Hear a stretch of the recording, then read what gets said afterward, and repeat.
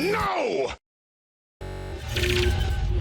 So apparently the Stream Deck app doesn't work tonight, so I'll have to do this analog, the old-fashioned way, instead of having everything conveniently set up for me. I mean... That's fun. I mean, hey, let's challenge. Okay, now it's working.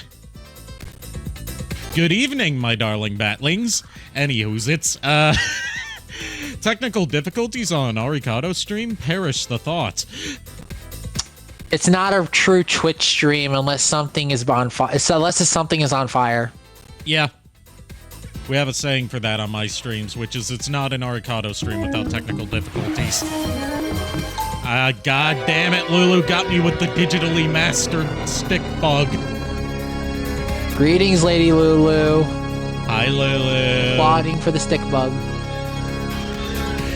So, tonight we're gonna be doing more Castlevania Symphony of the Night. You may notice that my file name is different than last time. That's because, and, like, some of my equipment and stats may be different. That's because, I was stupid and lost the old save file, so I had to replay back to where we were. And due to the somewhat random nature of Symphony of the Night, I wasn't able to recreate it exactly. But I at least got to, the stopping point we were at. Just the fact that Dracula decided to say, "Hey, we're not going to be fair here, and I'm just going to do something completely different on you." Anywho's, it's, what is a man? A miserable little pile of secrets! But enough talk! Have at you!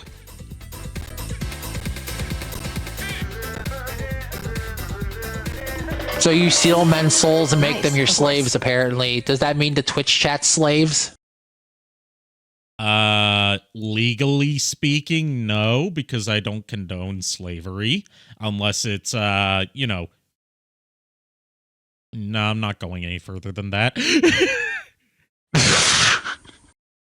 ain't going that far, folks. I don't kink shame unless your kink is, degradation, in which case you should be ashamed, you dirty, dirty person.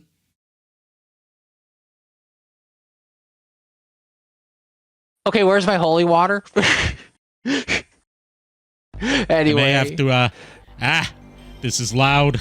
Yeah, since I'm playing on PC now instead of Xbox, I may have to do some on-the-fly volume adjustments. Hydrate, you bastard! Hydrate!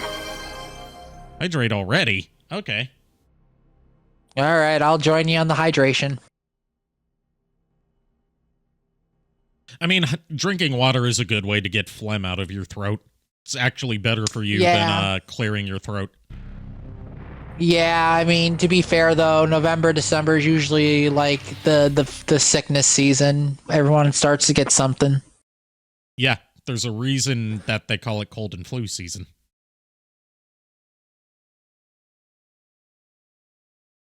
Yeah, the time flew and it's cold outside.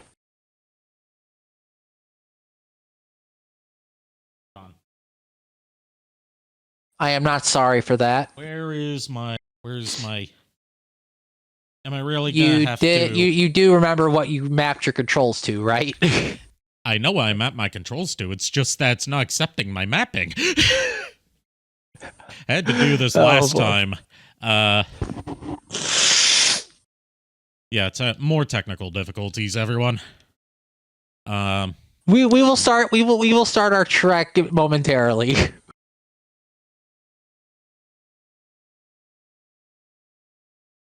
In the meantime, how is everybody doing in the chat?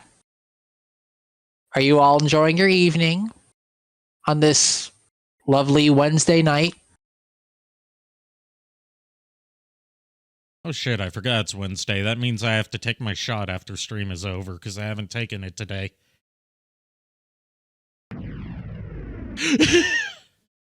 Oh boy, fun. Oh yeah, and we're still in the throne room. There we go, I fixed it. Now we're in the void. Void. Void. We're not in the chaotic realm yet. Calm down. Alright, first of all, I'm gonna change the name of my file. Because I like to put joke names for my files. What's our name going to be tonight? Let's see if this fits. Let's see if this fits. No! Oh boy. Robotnik is not agreeing. Spaghetti. My file name is now Spaghetti. Which means now we have to find spaghetti in the castle.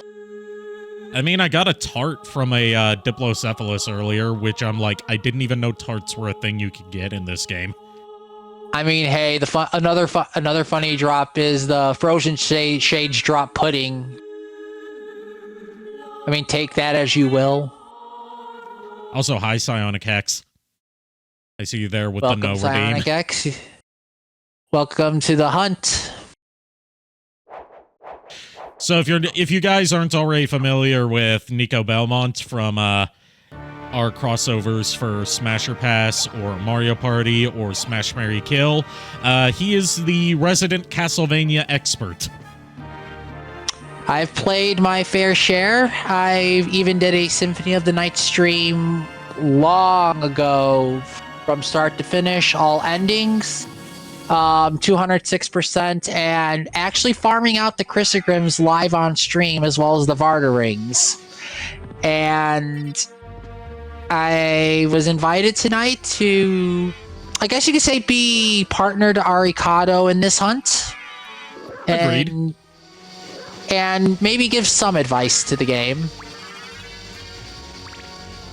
Just got the heart max up. That's next to the elevator switch. Question. What was the last key item you got? Last key item I got. That's a good question. Depends on what you count as key items. Well, like, progression-wise, like, are you able to, you got double jump, right?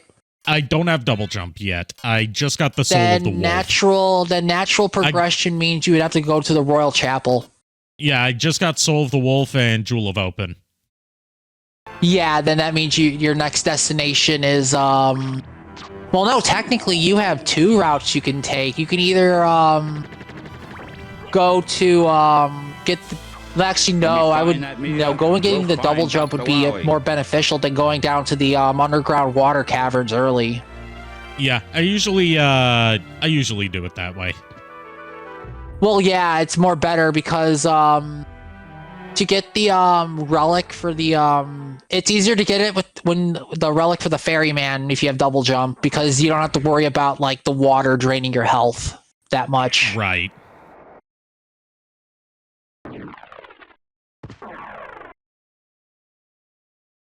I need to play the Vampire Survivor Castlevania DLC. I need to get Vampire Survivors first. I know it's like $5, but I don't have $5. Well, I have more than $5. It's just once tax is added on to that, it might come out to be more. Like, I went to Bojangles the other day to get some lunch right after having blood drawn for some lab tests. And, like... I thought I had enough money because I had like $7 in my account, and with tax it came out to be like almost $9 because North Carolina has insane sales tax. Ew. So they ended up just giving it to me for free when I pulled up at, like, they didn't tell me my total before I got to the window.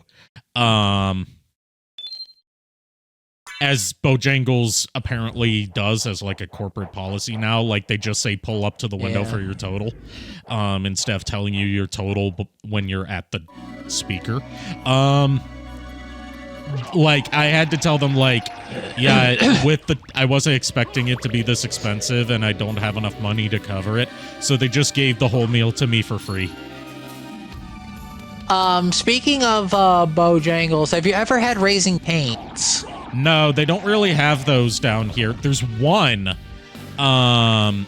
in Chapel Hill that just opened, but I haven't been there yet. Whenever you come out to Illinois again, me, you, JKR, and Tashai, and Lulu, rather, we need to go to Raising Cane's, because I'm going to tell you this right now. Their chicken tenders beat Bojangles outright. Well, have you ever had Bojangles? I've had Bojangles. Bojangles is good. Are you sure you're not confusing it with Popeyes? Look, Popeyes is dog water. Their biscuits are dry as hell, and you can die on a choke hazard.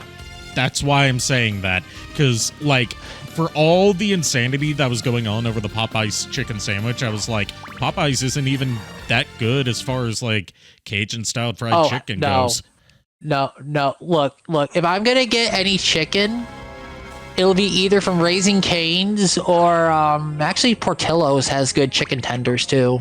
Yeah, but Portillo's isn't really an option down here. Sadly. Yeah, Sadly, I you've taken me there before, and I liked it. I should have gotten the things that they're more known for, but I liked what I had. Yeah. There's a Huggies video that I need to show you where he roasts all the popular fast food chains. In one of them, they roast is Portillo's. Oh no. And if I remember correctly, one of the things he makes fun of is their cake shakes. Oh god, don't get me started with the cake. Look, I'm gonna be honest with you.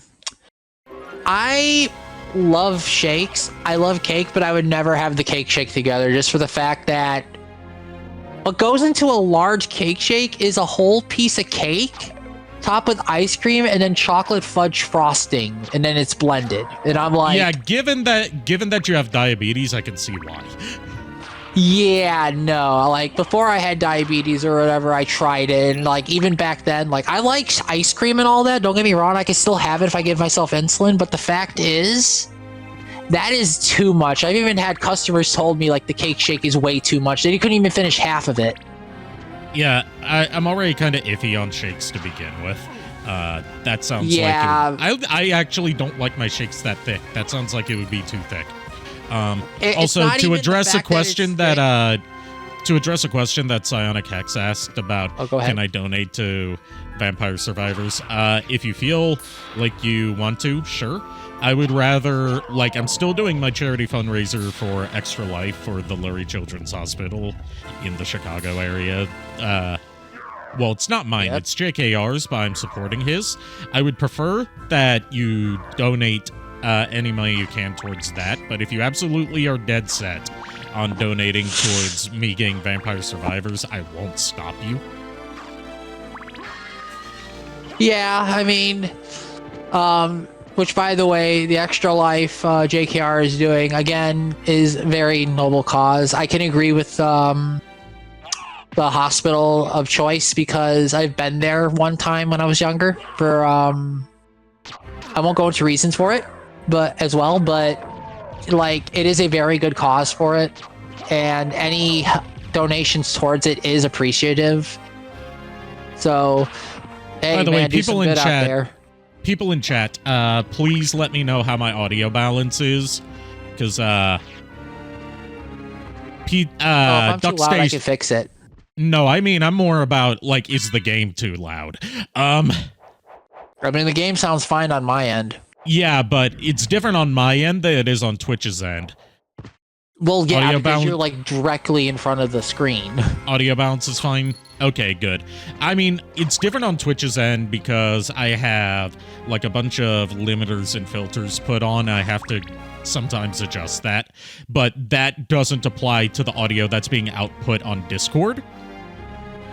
Oh, before you go on, what's your sub weapon right now? Axe. Okay, question. On the outer wall, did you get the jewel knuckle? I haven't been to the outer wall yet. Wait, outer wall is the, hold on. It's hard for me to remember area names because the names only appear the first time you enter them. Yeah, it's fine. Yeah, it's where you got the Jewel of Open and the, Yeah, I have been to the outer wall, but I haven't gotten the jewel knuckle yet. I'll be fine. I know, I'm just saying, if you have the jewel knuckle equipped to you, there is or you can do it with any weapon, but it's faster with the knuckle. You can, you know the spike ball that's on top of the bone skeleton? Yeah, you can, destroy it and get, like, a bunch of levels off of it. It seems so. As friendly as ever, I see. It's strange. It's weird that I kind of prefer this Maria voice over the one she has in Dracula X Chronicles, given that she sounds way too old for how old Maria's supposed to be canonically. So I can't trust my memories, huh? I mean, yeah, I can see and understand why. I like both voices. I think the main I like both voices. It's just I feel like her delivery is more in line with delivery's how Maria's better written. on the PlayStation. Yeah, Delivery.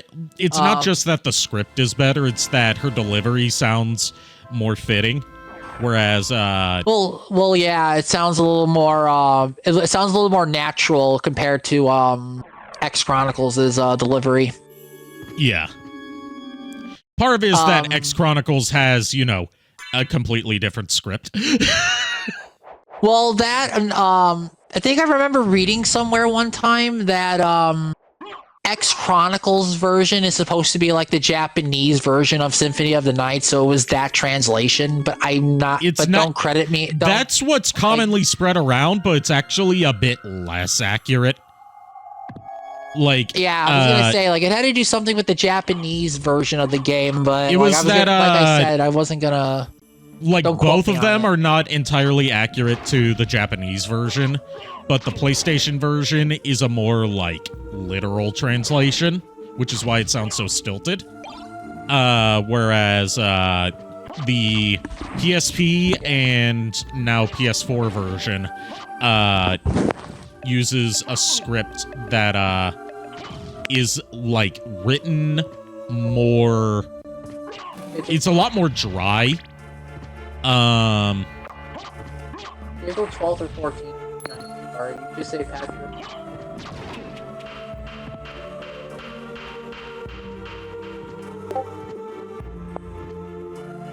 I totally didn't look around for Discord notifications when you did that. I don't know what you're talking about. Sorry about that. Sorry about that. I had a visitor. It's okay. But anyway, also another thing about I think I remember from doing some stuff on the PlayStation for the Requiem for Symphony of the Night. There's a lot of good skips in Royal Chapel that usually you cannot access till later on. And I know Royal Chapel is very difficult depending on your level, but if you have Soul Steel early, you could easily get rid of certain creatures like the giant sword with the multiple weapons. I know that's a very good way. Yeah, of that's HP what I'm fighting right HP. now. The Phantom Sword, it's called. Actually, what's your MP at right now? In terms of max MP? 79. Okay, you do have enough to do one Soul Steel. If you know the input I just can't remember the input. I barely ever use magic in Symphony of the Night. If I remember correctly, it's forward, backwards half circle, and then forward again while doing the attack button is how you do it. If I remember off the top of my head. Usually it's either that or I just spin or I just rotate the D-pad or control stick and I just do the attack and it just goes off. But it's just the attack is very good to have, especially in Reverse Castle. If you're running low on items and you're away from a save point, the stone skulls there are a very good reservoir for HP. I can't exactly, check the scroll related to it to check right now because, that doesn't unlock in the shop yet. But I know you can use it at any time as long as you know the input. It's just... Yeah. I can't really look up the I'm input just, I said, I'm just guessing on the input because, I tried that out, but didn't register. Maybe I didn't input it right because I'm using a the inputs are very finicky. It's SNK levels of finicky a little bit. I wouldn't know about SNK levels because I've never really played an Basically, SNK if you game. played if you played Blaze Blue, Guilty Gear, or games that do the directional inputs. You do know that I've played I do know that I've played Blaze Blue at the very least. I played a little bit of Guilty Gear X, but I can't remember anything about it other than it was the Japanese Dreamcast version, and I couldn't quite figure out how to do shit because everything was in Japanese. Yeah, basically, like, the inputs on the directional pad, if I remember from what Maximilian dude when I watched his run of Symphony, or like some of his fighting games, it's Symphony of the Night's a little more finicky when you're doing the inputs because you need to be very precise on how the execution ends. It's not how it starts up, it's how the last button is pressed, because for moves like Tetris Spirit or Summon Spirit, you need to be like, it's like that. For that one, it's like a difference between like either holding down or holding up. I forgot what it was. But it's just like, if you can get the inputs down, getting the spells is very easy. But it's only like recommended if you're very good at doing fighting game inputs. I would just, which I'm not. Best bet. The best I can do is I can consistently pull off a Hadouken input. The only spell in this game I cannot do perfectly is the Bat Charge spell. Because it's just like back to forward, right? It's like holding it's like holding the attack button, I think, when you're a bat, and then doing a half circle forward and then letting go of the attack button, which launches the bat, but it takes up MP as you do it. So it's good for map clearing and getting through certain things, but it's not really a reliable source except for map clearing. Okay. Like most of the unlockable special attacks and most of the unlockable spells, they're not all that useful. Yeah, I mean, Sword Brothers is very good because it's a literal screen clear that But don't you have to do a lot of grinding to get Sword Brothers? You know. Not really. Sword Brothers is only until like level 50, and you could easily do that. Also, hello, Hippogriff. Yep. You guys will be happy to know that after I had so much trouble on my first run through, on my old save file with the doppelganger, I was able to beat him pretty easily by just spamming axes at him, and then when I ran out of hearts, I just took him out with a couple sword slashes. Which, by the way, a good way to perfect that boss with just the short sword is if you run backwards and then like do a small jump, you could force the doppelganger to jump, and then you can smack him with the short sword, and then he will keep doing it as long as you keep doing that motion. Okay, I'll have to try that out sometime. Yeah, it should be in like... Oh, hold on. What is it you want? You didn't. What do you want from me, woman? I would say mommy, but I'm like, this is both mommy and daddy in one scene. Also, I love the detail that her thought bubble shows, 32-bit Richter, while his thought bubble shows NES Trevor, because that's the only Belmont he's ever met. Would have been even more funnier if they showed NES Alucard alongside him. Yeah. You'll also be happy to hear that I did a double check of the Switch Online Game Boy library, and Legends is the only Castlevania game they have on there. Yeah, Legends is a very good game. I'll tell you this, it's the easier out of the three Game Boy Castlevanias. Yeah, they don't have Adventure or Adventure 2 on there, but they have Legends. But it makes sense because Adventure 1 and 2 is in the Castlevania collection, the first one. Oh yeah, that's right. So I forgot about that. It doesn't really make sense to port it. Plus the Japanese that explains why they put Legends on Switch Online.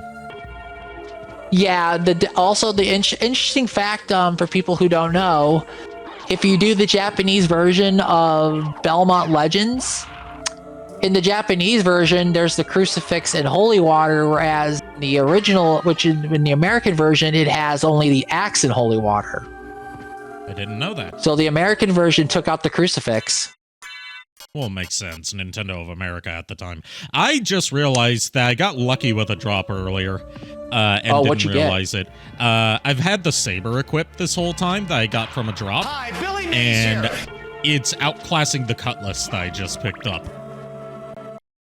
Well, you're pretty set until you get like a drop weapon or you reach. I want to say the Colosseum. Also, Chaos Void Wolf, hello, and hello Gig as well.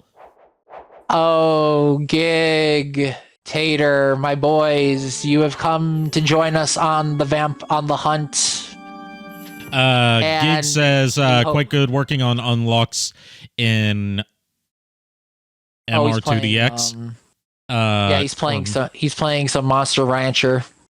Working on expeditions to get fusing items to unlock breeds since I finished the main game progression. Yeah, like we had a very in detail talk about like the stats in that game, and it was just like, I haven't played much Monster Rancher, but to the basis and knowledge of it, I kind of understand it. But my main history with like games like those is more Pokemon and Digimon a little bit. Yeah, Monster Rancher is more of a sim than an RPG. And that's something you have to understand going into it. There's a reason that the original Japanese version is called Monster Farm. It's more of a farming sim, except you're raising monsters instead of livestock. Yeah. There are RPG elements, but the primary mechanic is raising monsters. Before well, of course, to get the teleporter, because be a good way to get it. I have a question for you. Yeah. Now, since you have the teleporter for this place, do you want to get 2 pieces of equipment early that you cannot normally get without the mist? I'm trying not to do sequence breaks here. Okay, I'm just making sure. Because there's a breakable wall that if you break it and you stand there for I think it's 5 or 10 seconds, an elevator will drop down behind the mist gate and you can get the Jewel Knuckle and the Mirror Cuirass. Okay. And the Mirror Cuirass is very useful. I try not to do sequence breaks in my streams unless it's one I know I can reliably pull off, or it's like a Sonic 06 situation where it gets past a genuinely frustrating part of the game. Yeah, that's okay. It's not really much of a sequence break. It's just a matter of getting a weapon early, and the and although the Knuckles are very powerful, for me, I like using the one-handed swords because I like more range and I exclusively focus more on my distance. I exclusively use one-handed swords in my playthroughs. Yeah, same here, which is why when I farm out the dual Chrysogrims, once I get those, that's my weapon set. Yeah, and I'm going to be going for at least 1 Chrysogrim. Maybe not 2, but definitely 1. Well, definitely would be great to get the 2 Arcana rings, because they're very easy to get. Yeah. They're not even a drop. You get one naturally through beating Frankenstein, and the other one is jumping underneath X-card the on me. librarian His name is not Frankenstein. His name is the Creature. The Creature. Okay, I'm sorry. I played a lot of the NES Castlevania, and rest of the other generation and kids of that era, I'm he is legally it's distinct. Frankenstein and Igor. He is legally distinct from Universal's Frankenstein. The best kind of distinct. Okay, point proven. I'm just saying, I was subjugated to calling him Frankenstein in terms of my youth, so... Also, to respond to Chaos Void Wolf, this game looks cool. It is very cool. It is the game that cemented the Vania part of Metroidvania. Pretty much. This is when Castlevania got very more story-heavy, aside from the Castlevania 3, 2, and all that. It has a lot going for it. I know the game is on Xbox, it's on PlayStation, PS4. PS4 has a different things. version of this that has a different script and different voice acting, as well as some extra content and a new playable character alongside the 2 that are already in the game. Sorry to interrupt you. Also, another thing. Do you know the trick with the fairy? The one where the fairy sings? Yeah, I know that. Yes. Yeah, I Yeah, know that that one when I did it on stream, Menace, my friend Menace did not know that existed. And Is I'm this like, game "Yep, on Game she Pass? will-" I don't think it's on Game Pass, but it is backwards compatible. It is not. It is not on Game Pass. It's it's a 360. It's a 360 thing. game, but it's backwards compatible on modern Xboxes. Yeah, so it's like I think it's. I want to say like it's like $9. It's like But it's a very $9.99. good game. It's on the cheaper end because it's an old, like, it's from the Xbox 360 arcade days, which is where like they still have the file size limits in place. Yeah, So it's pretty damn cheap. it is, and it's a very. And I will tell you this, Void Wolf, Tater, this game is one of the few games that I got my fiance into Castlevania, and this is what. Aside from the NES games and the Super Nintendo one, this game is one of the ones that made me fall in love with the entire franchise and the lore of it. And believe it or not, and during the years of Gaia Online, this game is what, and this game and Layman of Innocence are the two games that cemented me to make Niko Belmont in the first place. I mean, it's due to Symphony. It's due to the 360 version of Symphony of the Night in particular, because that's how I first played it. That I even met you. Yeah, definitely, and we've had a good friendship ever since. Which Because I had on Gaia, because on Gaia Online, I had a profile and avatar modeled after Alucard from this game. Yeah, I introduced a lot of people more into the Castlevania series due to the lore, but also, fun fact, if you do have the PlayStation disc version, if you put it in a CD player, you actually get a message from Alucard. Yeah, rather than the usual thing, which is where either it would play a generic warning telling you not to put it in a CD player, or you would get a, like, track from the game soundtrack. You get a warning from Alucard in character telling you not to put it in a CD player, and then it plays a remix of one of the songs that is only in, like, it's not in the game. You only hear it by putting it in a CD player. And I think that's so cool. Yeah, I mean, plus also, Symphony of the Night, like, it's sad that Konami thinks Castlevania, like, I want to say, like, they gave up on it, but when they Konami's stopped just doing, recently getting back into making games in the first place, so I kind of don't blame the lack of Castlevania on just them giving up on Castlevania. Well, yeah, I'm just saying, like, back when there was, like, a big drought, because, I remember a lot of people gave an outcry about it because, like, a lot of people thought, because Konami thought the game wasn't popular, and everyone was the reason they thought it wasn't popular was loved it. The reason they thought it wasn't popular was like a two-pronged thing, but I'll get into that after answering this question from Chaos Void Wolf. Okay. Have I played Subnautica? I've not. I've been meaning to check it out. I'm gonna tell you this right now. Have fun with that one. It is very spoopy. I've heard. Ah, she's laughing. Forgive me, Father, for I have sinned. Yes. I got one of the laughing ones, and I got out of there before See if she you can stabbed get me. now. Here's the next trick. Can you get the second laughing one at the other side? Okay, I got one of the crying ones. I know this is like an Easter egg, but for the longest time, when I did this, I thought like something special happened here. Like if you did this, and I'm just like, okay, what was the point of this room? Until later on, I learned, oh, this is a small Easter egg that you can do.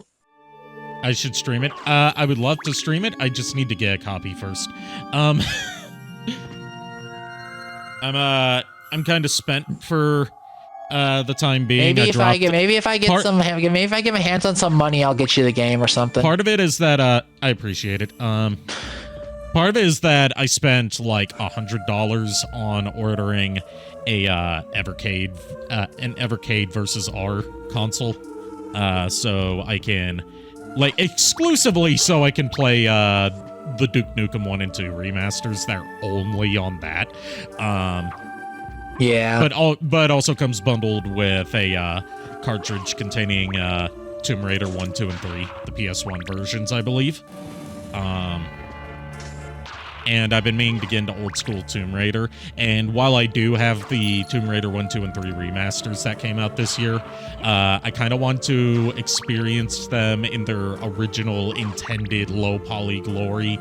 And even if you do turn on like the old graphics in the remastered collection, it's still like, you know, anti-aliased and texture smoothed and stuff like that. Like, I want to play it in its original crusty version. Like, I want that crusty Lara. Look. I'm just gonna call you out right now. You just want to see Lara Croft's polygon boobs. I mean, those are in the remaster as well if you play with the original graphics. It's just I want it to be like, you know, 240p. But again, at the end of the day, every man that's played that game, Lara Croft. Yeah. Like, I never played Tomb Raider. I'm calling myself out too, don't worry. I did not bother getting into Tomb Raider as a kid because my only exposure to it as a kid was a demo for Tomb Raider 3. And it did such a shit job of showing off Tomb Raider 3 that I thought, oh, Tomb Raider must just suck because these controls are ass. And it's not that they start you off in a part of the game that's not good at explaining the controls. Hey, Sheba, glad to see you here. Welcome, Sheba. Welcome to the hunt tonight. My introduction to PlayStation was one of the. Do you want to pet the kitty? Yes, there's a not kitty a in the kitty, castle. and we will not be petting it. The kitty. If we try to pet it, our health is gonna go down. So I wouldn't really I'm down to recommend 44 it. health already because I keep getting juggled by that fucker.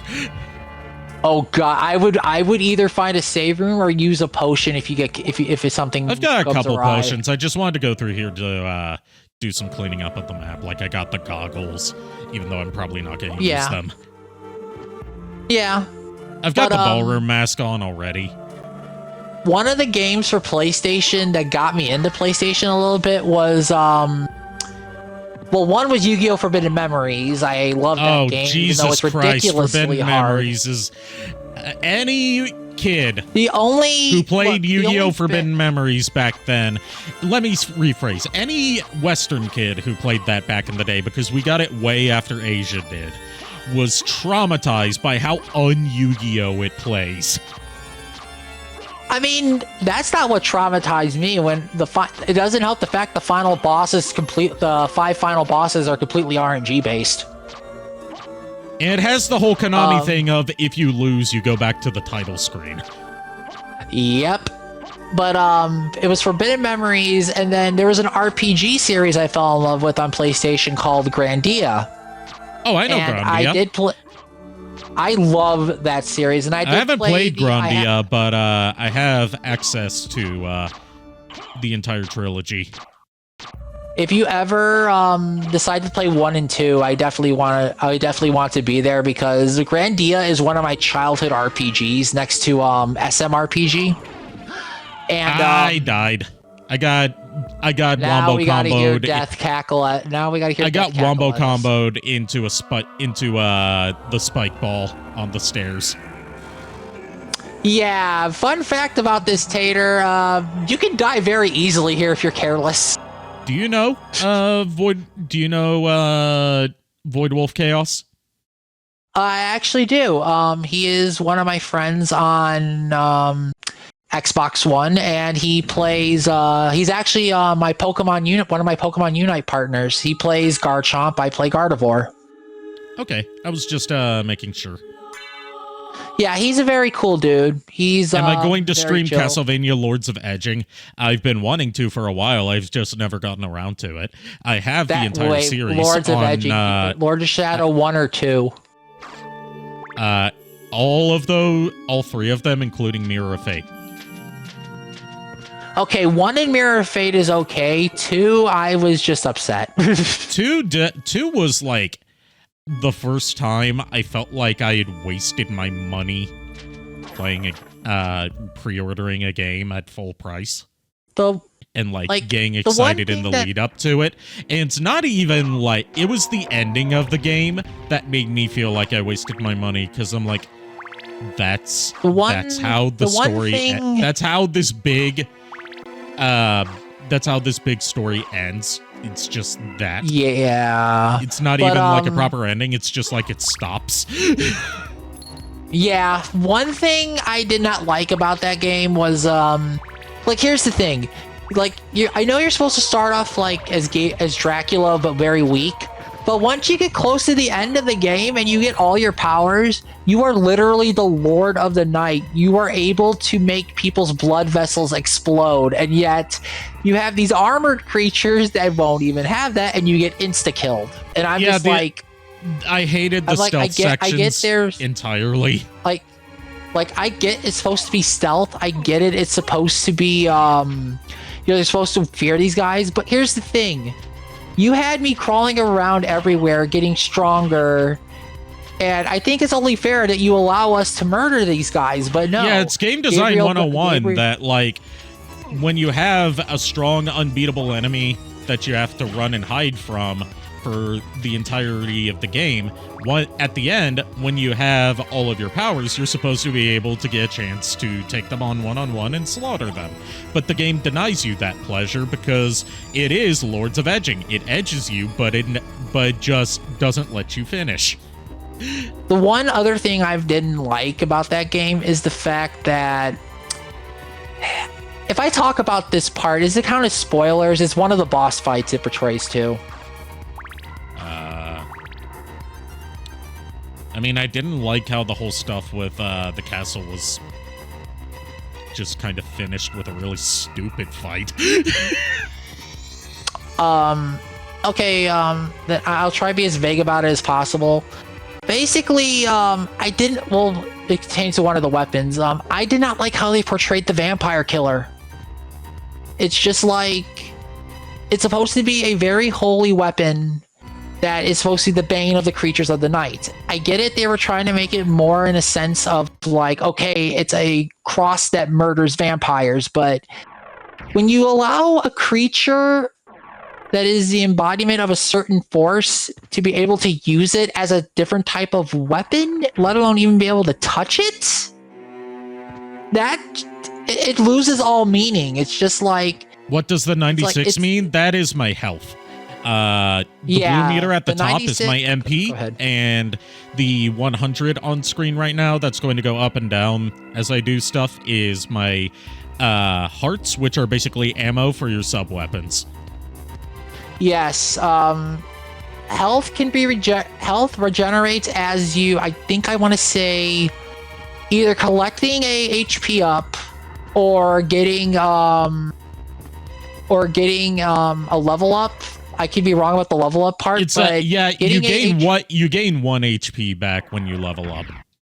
Okay, then I'm thinking about another game. But no, getting an HP max, save room, or eating food will help you restore HP, but... Or using a potion. Well, yeah, using a potion too, which is why the fairy is a godsend, because you don't have to really worry about it, plus life unless apples. Unless you've got, you're getting juggled, and then the fairy just wastes all your potions. Yeah, another thing about this game that adds to the point of being careful is... Oh, and save points refill you can get... Yeah. As we're seeing here. You need to be very careful on how you choose your fights as well, because yes, you literally, in the sense of this game, as long as you have the item you need, you can go anywhere in this castle. You can sequence break, you can do whatever, but the fact is, this game likes to outscale you sometimes in terms of how strong enemies are. Yeah, like one of the first areas that I showed off on stream, like after you beat Slogger and Gaibon, is you can go down to that little corridor that has Cthulhu in it. Which, by the way, speaking of Slogger and Gaibon, did you know you can fight them before you even encounter them in the alchemy laboratory? I know they appear in other areas, but I wasn't aware of that specific fact. So, when you access the alchemy laboratory, I forgot how it works. What's the best weapon in the game? The cool thing about this game is that there's a variety of weapons for different playstyles, but objectively, the best weapon in the game is called the Crisegrim, which is like, it does 4 very fast, high damage strikes per button press with a wide area of effect. Ahead, so you just like press the attack button over and over again, or like get a turbo controller and hold the button down, and you just mow through everything in your way, like you're like the ending battle from Dead Alive, where he's just going through all the zombies with a lawnmower. Yeah, which, by the way, off topic before I continue what I was saying, for the Crisegrim, what I usually do, like in my own way, a form of a turbo controller, is I take my 2 fingers when I'm near a boss or an enemy, and I alternate between the 2 side buttons, and usually like, oddly enough, on the PlayStation version, the remake with Requiem, it registers 8 hits instead of 4 if you do it that way. You can also get 2 of them equipped at once, one for each hand. Yeah, you can do that. And then you just dominate everything. Yeah, nothing is actually a threat anymore. You can literally mow down a boss within seconds. Like, the only issue with getting the Crisegrim is that you have to know how to farm it, because it only spawns from one particular enemy that appears in, like, a handful of spaces in a late part of the game.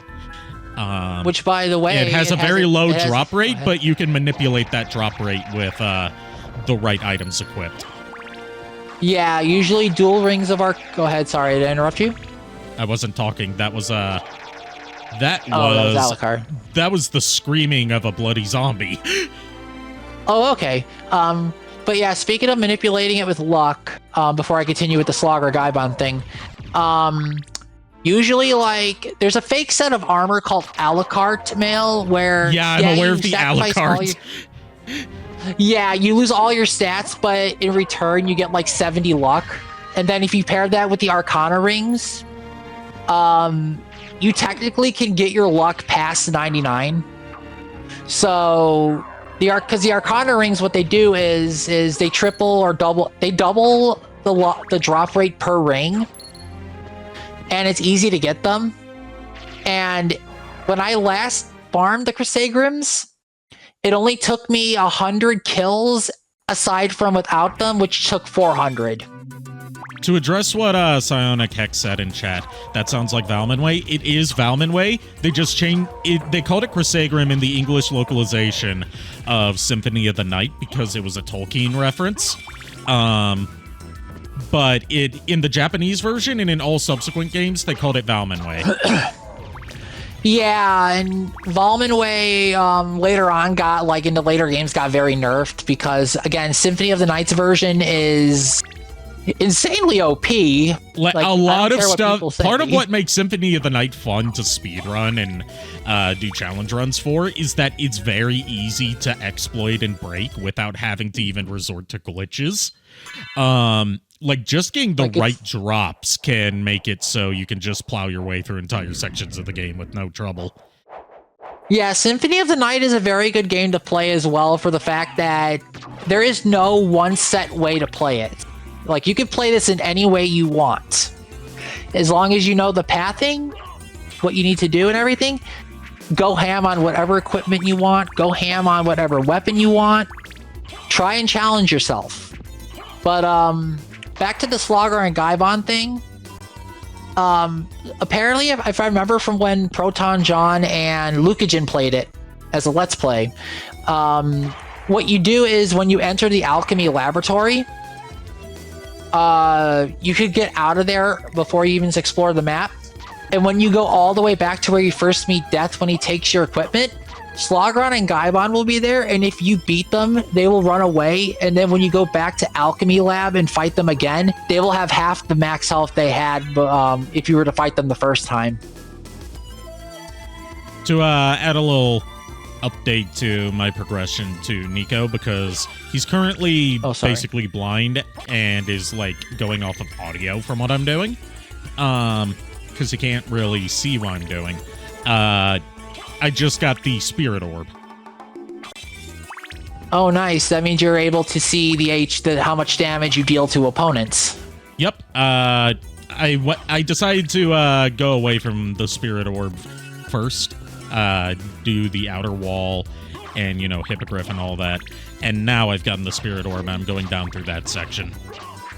Yeah, it's a good way to do it. Like again, having mostly because this section has the Cthulhu in it, and that thing's a big roadblock if you don't have the right if you aren't at the right level and don't have the right equipment, just because of how much water damage it deals. Usually when I run through that part, I have holy water on me because I know for a fact Cthulhu's going to take a lot of hits, and the holy water just decimates it.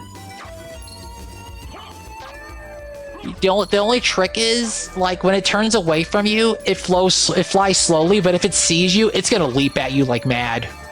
Oh yeah, I fought Cthulhu enough times to know how aggressive he can be. I also have said before that Cthulhu kind of bugs me in this game, other than being an ass to fight. It's that he's called Cthulhu when there's an enemy later in the game called Malachi that actually looks like Cthulhu. Yeah, like, some of the naming is very, very, bizarre. No, I don't want the dagger to fight Cthulhu. No. I've only got the axe, so I can't. I mean, what's your health at? 116. I'm dealing 26 damage per hit. I think you should be fine to kill. I think you should be fine to kill Cthulhu. If not, then worst comes to shove, you could just retreat. Yeah. Thankfully, it's an area that's easy to retreat from. Yeah, I killed him.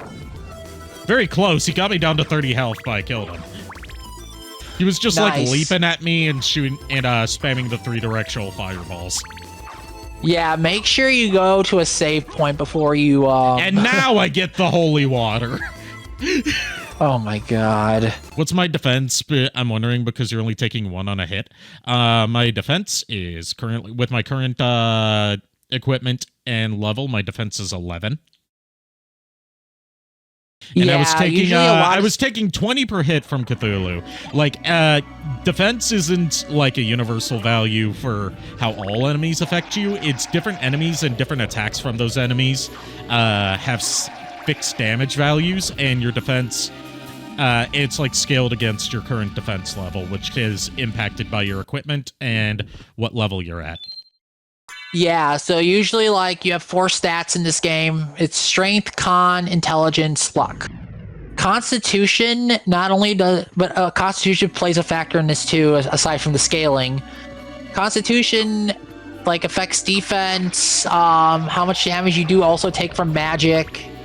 Also, if you're resistant to poison, to curse, all kinds of nasty stuff. And see, I'm learning new stuff from this, because I've never really bothered doing anything that augments, like, your core stats. I only focus on attack and defense. Yeah, the fun thing about that is the familiars go off of intelligence in order for their damage and healing factor. Because if I remember correctly, fairies, when they use potions, can actually give you a little more off the potion depending on your int stat. That makes sense. The sword familiar, for example, there's a build I tried with Mojo Mail. If you pair that with Witch Hat and the Varda rings, the sword can outscale whatever. I think, yeah, the sword can actually outscale the Muramasa at full farm, which is like 999 stat. So the sword familiar could get insanely broken. Yeah, I haven't gotten any of the familiars yet. Yeah, you need to get that. Yeah, you still don't have the leap stone, so you're out of luck on one of the familiars right now. Well, no, I do have the leap stone. It's the high jump that I don't have. I mean, you technically don't really need the high jump to get the familiar. The best way the way I used to do it is... The leap stone is the double jump. Yeah, double jump. The best way to do it is it also gives you like a dive kick. So if you position your jump correctly on one of the books, you could jump up to the ledge where the ferry is and get it early Okay. in the library. So it's like it's I very figured good you to meant do it in the that way library because sometimes. that's the only place where the books spawn. Well, yeah. Sorry, I'm not being very. I'm smart just here. teasing you. Oh, I know, I know. Ya. Which, by the You're way, one of my I still best find it friends, so funny I that tease one- you. You're one of my best friends, so of course I tease you relentlessly on every minor gaff. I know, I know. And I would Love you have too, you bro. do the same to me. Exactly, but yeah, usually like I know you can get all the familiars in the normal castle. I know where Yeah. all of them are. Yeah, all the familiars are in the normal castle, so Yeah, so it's just like there's a lot of methods to grind them out, but and Other than just to that- add go ahead. just to add another like since we listed the different versions earlier, there's also a Sega Saturn version that has content exclusive to it that has never been ported to any other version. It was only released in Japan, but there's an English fan translation for it that you can easily find and patch the Saturn ROM with. And Saturn emulation has come so far that as long as you have like a decent PC, you can run it with no issues using Yeah. the built-in Beetle Saturn core for RetroArch. Same goes for playing it on like an Xbox Series S, for example. If you've got dev mode enabled, you can install that emulator on it and run all sorts of stuff, which is why I've been toying around with for the past few months. Yeah, the Saturn version actually in this game has not only an exclusive weapon to it, but 2 alternate areas that you can access. And one of those alternate areas called, I think it's like the underground prison, Yeah. has a boss that, in my opinion, is controversial. Like, it can be harder than Galamoth, or it can be harder than, or easier than him. Just for the sheer fact that I think one of its attacks can one-shot you regardless of what armor you're wearing, because it does ignore defense. Resident Evil 1 on Saturn got battle mode, I believe. It got battle mode, and it also got some exclusive enemies, most of which are just recolors of existing enemies with, beefed up stats. But one of It those also enemies has that the only Maria boss fight. not for Resident Evil, but for Oh, you're talking about Resident Evil. Never mind. yeah. Resident Evil on the Saturn also has an enemy that's exclusive to battle mode, which is Zombie Wesker. Actually, I think you can actually play as Wesker in that game. I don't think so. Maybe? I'm not sure. There- I haven't there's a- unlocked battle mode. There's a time. No, yeah, you can, because there's a time attack mode. Sorry, in the Yeah, that Saturn is- version. Yeah, that is battle mode. Battle mode Yeah, is like you can playing. you can play is like, Wesker. It's basically like the predecessor to both Mercenaries and Hunk's campaign in Resident Evil 2, where it's like a time attack mode, but it's also kind of like trying to play through the whole game in one go. Yeah, you can play. Yeah, you actually can play Wesker, I believe. Yeah, because you can choose between Chris, Jill, and Wesker. I think also Barry. I don't remember. Yeah, it got Gold Tyrant as one of the exclusive enemies. I think there's also some recolors of the Hunters. That was also the game where you fought 2 hunters in that when you first see not 2 hunters, 2 tyrants at the same time. Yep.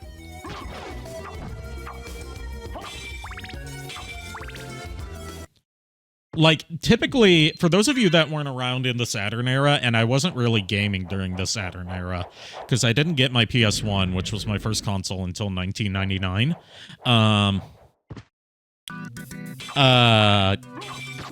Like, the reason that you keep on seeing, like, these Saturn versions of PS1 games have exclusive content is because they were typically released later than the PS1 version. And to make up for making Sega Saturn players have to wait, they would have content exclusive to it. Like, Mega Man 8, is a good example of that, where it has 2 exclusive mini-boss fights and an unlockable gallery mode.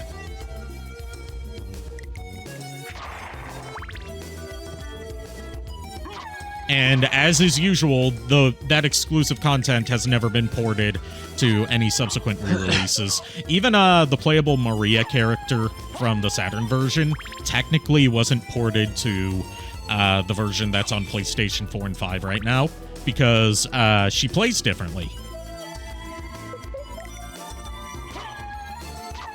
Requiem? In Requiem, yeah, she plays differently than she does on the Saturn. Oh, right, yeah. They took away the, She plays a lot more like a martial artist than how she plays in Requiem, they which gave is her, basically they gave her carrying, her fighting. they They gave her her fighting game roots more so than and they took away the extra bar that was like next to her health.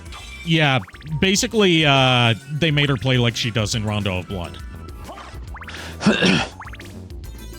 Yeah, PTSDs of trying to get Guardian Knuckle to keep coming out so you can cheese out bosses.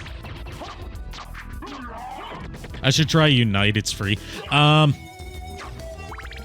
mean, I might. I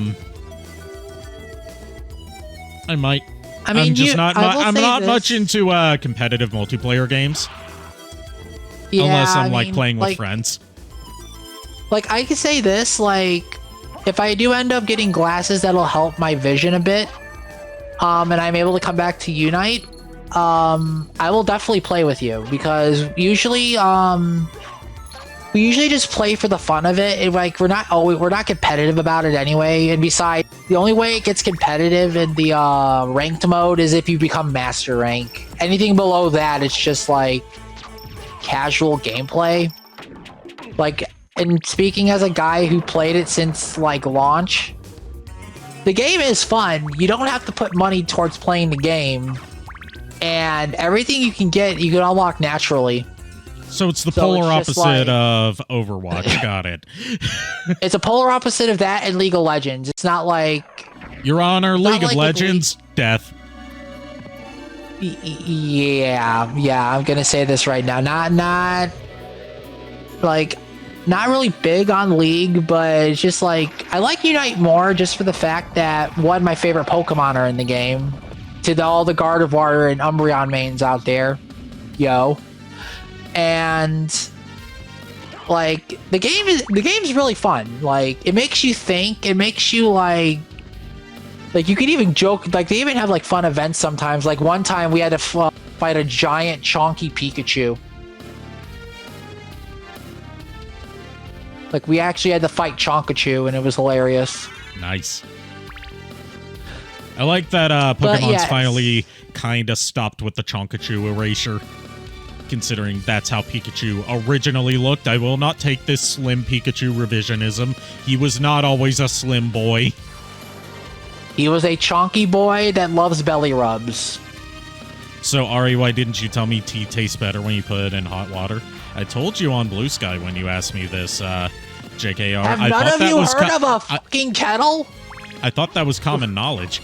Apparently JKR didn't find out until a couple days ago that you're supposed to steep your tea in hot water instead of cold water.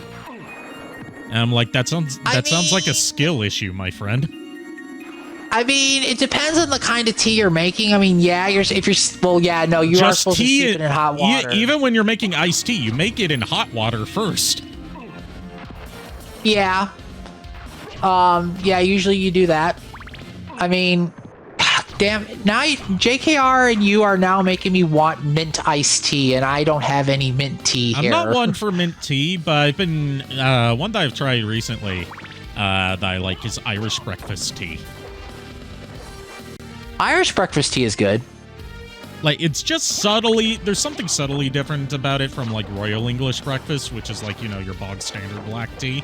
I can't quite put my finger on the flavor profile because I haven't had them back to back, but I like it. I also found out that I like Earl Grey, and there's one that I only had one bag of from my old job at Starbucks, where, like, a lady that I served tea to gave me a bag of it, and I never saw her again. Called Lady Grey. I'm not sure how it's I've never different heard than of that Earl. one. I'm not sure how it's different than Earl Grey, but I remember it being like very just like soothing to drink. Maybe the flavor is a little less complex, or maybe it's I'm more not sure. complex. I would have to have them back to back, and I would also have to track that, flavor down again. And I've had the ginger honey tea that Kier sent me to help me recover from damaging my throat during the last charity marathon I was a part of. Where I streamed tea is always for very a good to combined have. total of 9 hours with only a 3-hour break in between.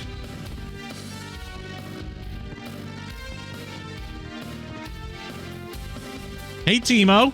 The main difference between Earl Grey and Lady Grey tea is that Lady Grey contains lemon and orange peel, while Earl Grey does not. That surprises me. I usually don't like orange or lemon flavors. Surprises me that it goes together so well. From what I remember, this has been like almost 10 years.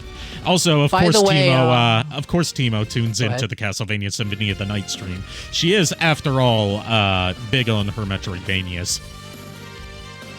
Earl Grey has bergamot, which is a very subtle citrus flavor. Also surprises me. Again, I'm not usually into citrus. Well, I hope Timo enjoys the hunt tonight. Also, what is the next plan for the map? What are we? We're going to. That's a good question. Probably going to. We got the leap zone. Probably going to the underground caverns. Yeah, that would be the other best area bet that we can get to through the Jewel of Open. Yeah, I think it's the best bet because it'd be wise to go get the holy symbol so you can have immunity to water. Yeah. It's just been a while since I played a full playthrough of Symphony of the Night, so I'm trying to remember like what order I usually do it in. Well, I can help you if you need it. And like what is where, which is, gonna be a bit more difficult for you to guide me that through. reminds me. Yeah, the caverns. I was to telling. the crypt. When I told Arikado this, to those who don't know about this trick, which me and him recently found out. Well, it's been a while now. In the caverns, there's a wooden bridge that you have to destroy with an ape skeleton's barrel.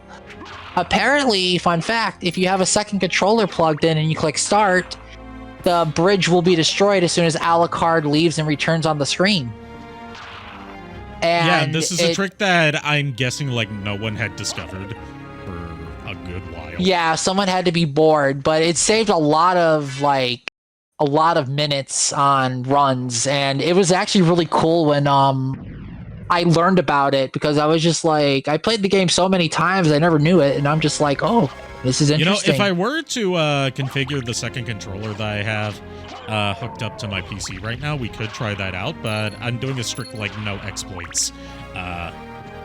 Maybe future stream we can try some exploits? If I were to do, like, a speed run of it, I would give it a shot. No, I mean, like, just mess around and see what we can cause chaos in the castle. Yeah. Like, probably like post-speeding the game, for just, like, fucking around with, either exploits or endgame stuff. Oh, right! Also, you can get the mist power-up. You have double jump, so technically you can also go to Orlox's quarters and go to, the Coliseum now, so you have multiple options here. Yeah, I could also go back to the area around the clock room and get the stopwatch and go up into that area. And get the a la carte mail. Get all the a la carte stuff. Since I'm going for map completion, I do have to go out there eventually. Yeah, so I think the next step is I'm on my way there waterway. anyway, so that's probably what I'll do. Yeah, plus to access the underground waterway and the underground you have to go through there anyway, so we might as well just stop there and get it. Yeah. Like, technically, the a la carte room is completely optional, but I like to go through there well, I have to go through there for the run that I'm doing. Yeah, because technically at the end of the day for normal castle, it's 100.3%, so the other half would be like another 100.3. Yeah.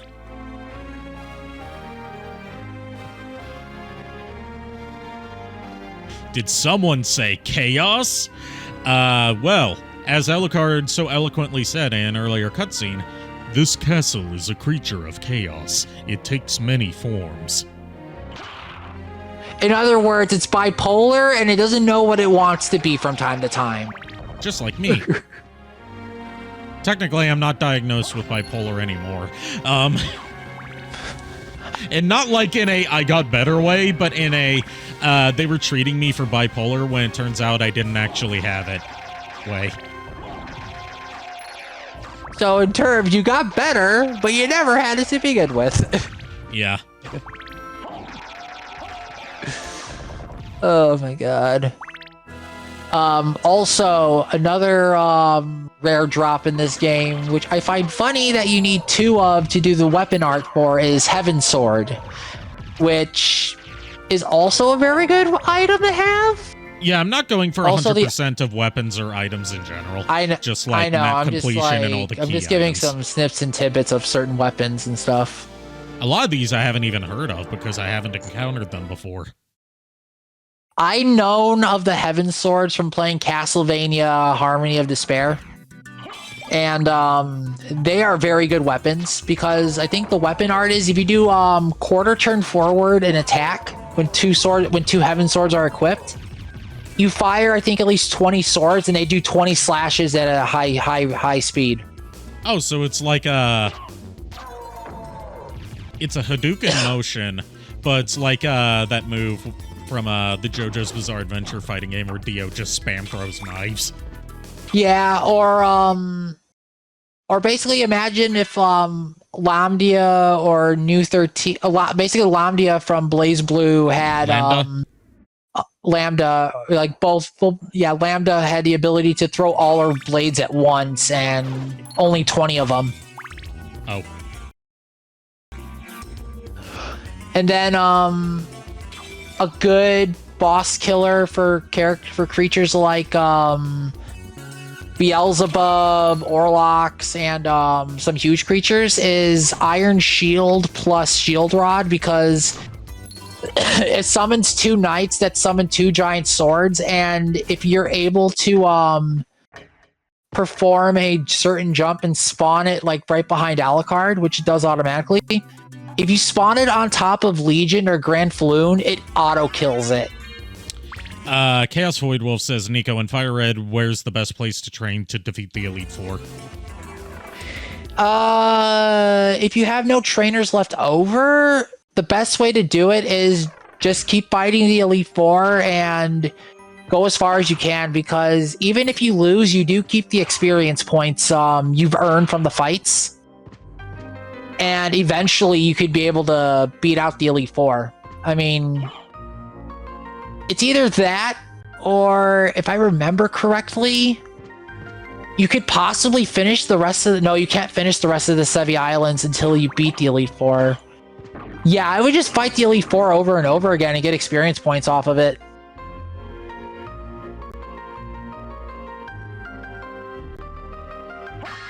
Ah, yes, okay, we the got lovely cheese, piano music. We got Onyx, and we got Broadsword. This is finally yes. gonna outclass my saber. Yes, yes, it is. Now we are only needing some wine, and then that cheese will be divine. What kind of wine? If it's like a Moscato, I could go for it. It's about like the only wine I really like. Yeah, I mean, I don't like alcohol at all. I'm not much of a drinker to begin with. I only have it at like very specific gatherings. Yeah, same here. Like at a wedding, I'll have a glass of champagne or like 1 glass of wine, and that's it. Just out of respect for the bride and groom or the Basically, if I don't married. have to, if I'm not the one footing the bill, I'll go for it. Oh. And even then, I'll only have like 1 glass. Here we at go. most. Here comes the jam. Yeah, Coliseum. This whole soundtrack goes hard, but Coliseum especially. Oh, definitely. Which, by the way, coming back here when you have bat form, there. Well, yeah, you 200.6%ed it before, so you would know what I'd be talking about. Yeah.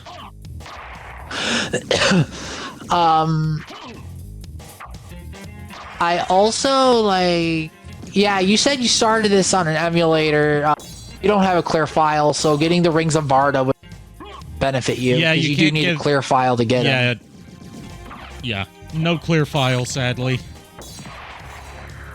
It's okay. Like, The genuinely, the Rings of Varda only are reason just, I didn't just just boot up the flex. Xbox version is because I wanted to play the PS1 version in its entirety, and that means also including the, like, 2 or 3 cuts FMVs that are in the game. Yeah. Which are cut out of the Xbox version to meet the very limited file size requirements of Xbox Live Arcade back in the day. Oh god, I just realized something. The room with the shield rod is going to be a pain in the butt. Yeah. But I've got holy water. Yeah, you just gotta be careful of the riding, the undead riders that run back and forth, because apparently, their hitbox is so wide it can knock Alucard out of the room. Yeah, that's happened to me plenty of times. Same here. Read chat above. He has the Chaos Void Wolf has the Versus Seeker. Oh, okay. So, then yeah, I would just go around, fight other trainers, then and just try and rematch them. Okay, I just got wombo comboed by the Bone Muskets, firing all their shots at me in a row. Death, can you please shut up? We get it. We fucked up. Can you just go away? Both Capcom and Konami were big fans of the if you die, you go back to the title screen thing, which is like, I've said this before, but I'll say it again for the people that are just tuning in for the first time. Back in the day, if you didn't, PlayStations didn't have like an internal hard drive to save to. You had to buy a memory card. They did not come bundled with any PlayStation bundles that I know of. So you had to go out to the store and get one. I think there was one. There was one that like did, maybe some like holiday bundles or something like that, but as like a standard bundle you would find year round. No, standard bundle, no. You would have to buy the memory card separately. So imagine playing like Symphony of the Night, and you die. Since you're not able to save because you don't have a memory card, you have to beat the entire game, both castles, in one sitting on one life with no saves. That reminds me, you just gave me PTSD. So back when we were in Halloween, when me, Lulu, and Arikado here were doing the Smash, Marry, Kill, when Atrice came up for Legacy of Darkness... Sorry, just wanted to throw out there, part 2 is going to be sometime next weekend. I haven't decided on the date yet. Oh, okay. But when Atrice popped up, I brought up a thing about warning Arikado if you ever did it on play that game. Again, their N64 had a way to save games on a memory card, and the only way to save in Castlevania, be it 64 and Legacy, you needed a memory card in order to save. I have a memory card. I found that out after Oh, God! Oh, my... And then Lulu decides to... Surprise Lulu attack. Yeah, surprise Lulu attack, which, by the way, thanks a lot! God, a hunter can't really get away with anything now, can he? Anyway, but yes, imagine just going through Castlevania Legacy and not having a memory card and dying. Yes, you don't have to go back all the way to the beginning of the game, but the problem is this. You have 4 characters you have to complete the game with.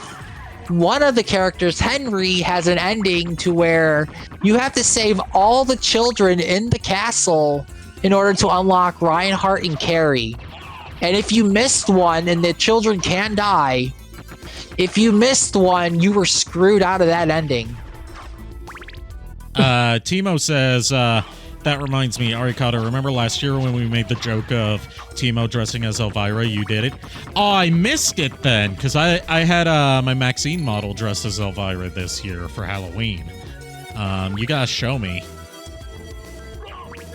That actually does sound divine. You didn't stream is what happened? Ah, that explains it.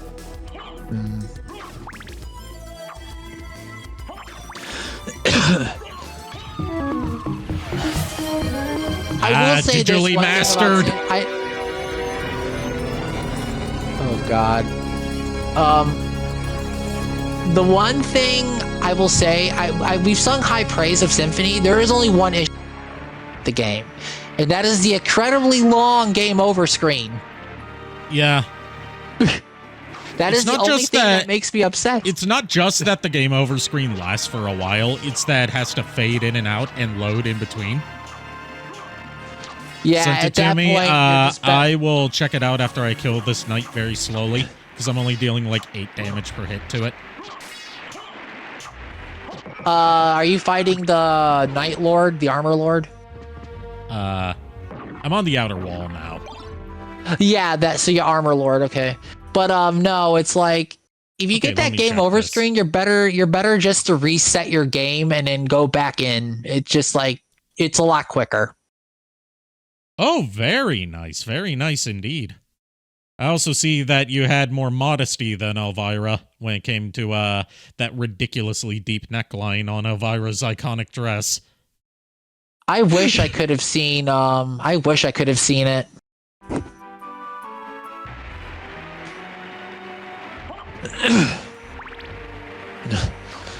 But yeah, no, Coliseum seems rough. Would it be wise to go to Underground Waterway then? Yeah. I'm just doing some stuff on the outer wall that I skipped.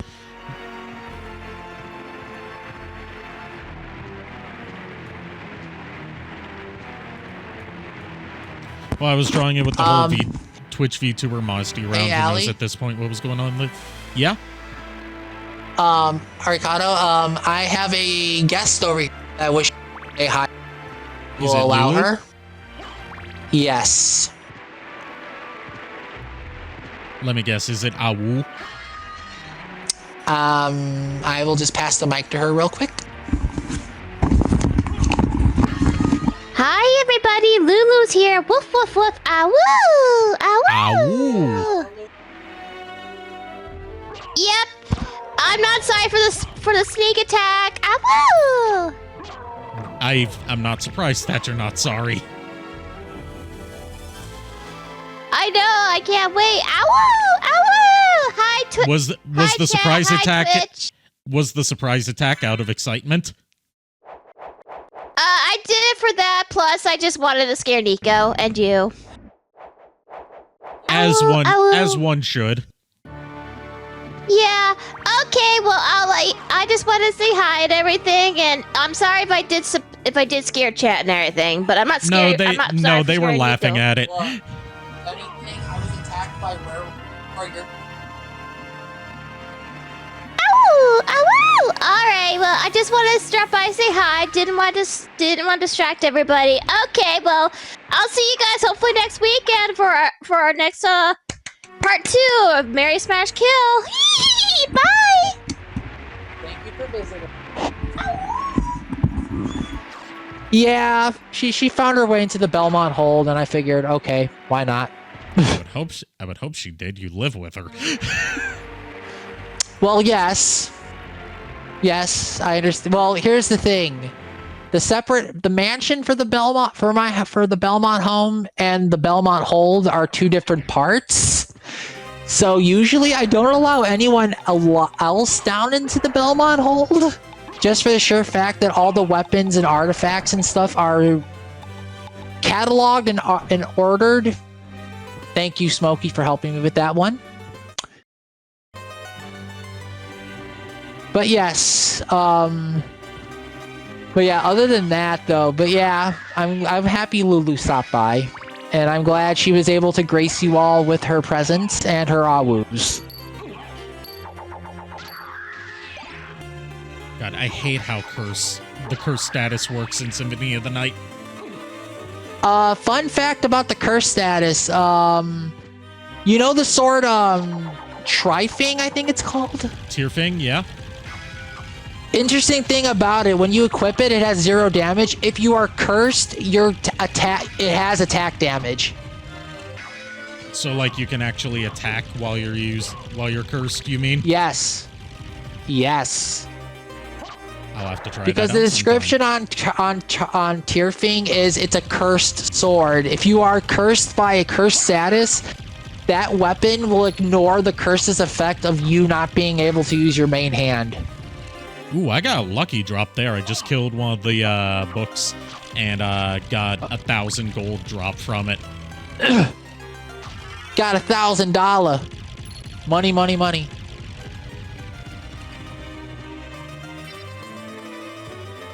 Trying to remember how that song goes. Money on my motherfucking mind. That's all money, I know. Money, money, money, money, motherfucker. No. Yeah. If I remember, that song is ruined for me because of the Temmie Kool-Aid thing. Okay, that song's ruined for me because the first time I heard it was in like a really cursed mashup / Guitar Hero chart where like it was it was the backing track, like the instrumental track from Pumped Up Kicks, coupled with the oh jeez from the Seventh Element, and then partway through it starts playing the lyrics to All Star, and then partway through that it starts playing that, like money on my motherfucking mind. Oh, how much money do you have, by the way?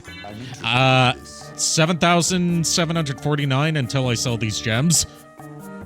After you sell the gems, under tactics, you know the trick I told you about Doppelganger 1? Yeah. I'm interested in this. If you could play, if you play, the Doppelganger 1 thing, you could see the trick in action. Okay. I never bothered with the tactics because I think they were taken out of the Xbox version. Yeah, like this trick I learned like there's a lot of good tricks in this game, and most of them come from the tactics. Yeah, which don't show up until after you've beaten that boss. Oh, so this isn't even an exploit. This is the intended way to fight this boss. Yeah, basically, what they did, I don't know if it's in this version, but they forced the doppelganger to jump at you, and you hit him with the short sword, it'll knock him back. You do it again, you can get him in a constant loop. I mean, part of the loop they're doing is they're also throwing holy water for him to step into. Yeah, it's supposed to be extra damage, but if you're going for like no sub-weapon run, like no sub-weapon damage, then And you backdash away from him. Yeah. It's a very cool tactic, and it's also, and like people say like the tactics are a waste of money, but sometimes if you watch all of them, you can even come up with some new tactics of your own, and you can easily kill bosses within seconds. Can we talk about how cool, like, technologically the tactics things were implemented into the game? Because, like, at the time, given that this came out at, like, you know, when CDs were becoming the standard video game medium at the time, like, normally that would be, like, a pre-rendered FMV video and it would look like shit on modern TVs. But instead, it is loading up basically a demo screen like you would see, like, on a track screen. For like your standard game, so it's just playing it entirely using in-game assets. I think that's cool on a technological level. Interested in this. Oh, it definitely is. Also, another thing about the tactics thing, the Alucard doing the fight is level 1 permanently.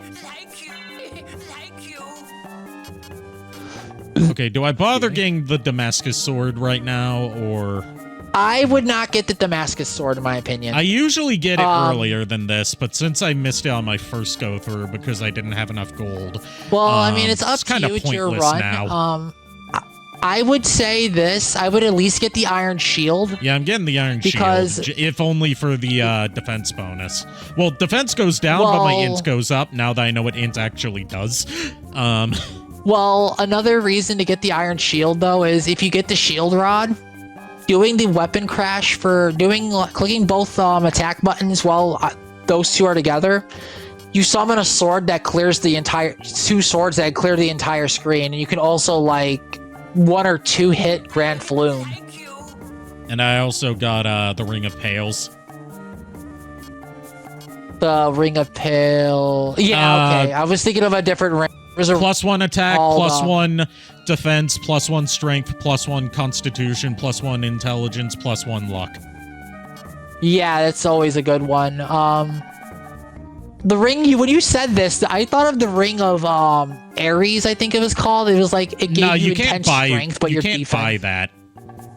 No, You like get that my as a mind drop. went towards that when you said ring, and I was just like, wait a minute. And because I have the gold for it, I'm getting the Elven Cloak. Yeah, at the end of the day, we need to try and go for the Joseph's Cloak. I mean, if anything, I'm definitely going to show off the JoJo reference that's in this game. Oh, definitely. But technically in the game, the Joseph's Cloak is the best cloak in the game. Stat-wise and functionality.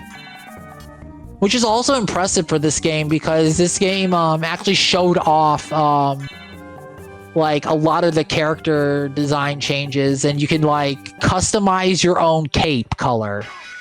Yeah, So you with can make it a anything you with want, a and it would specific affect cape. the back. Yeah, There's the not Joseph's JoJo Cloak. pose in this game, but you can get the mask.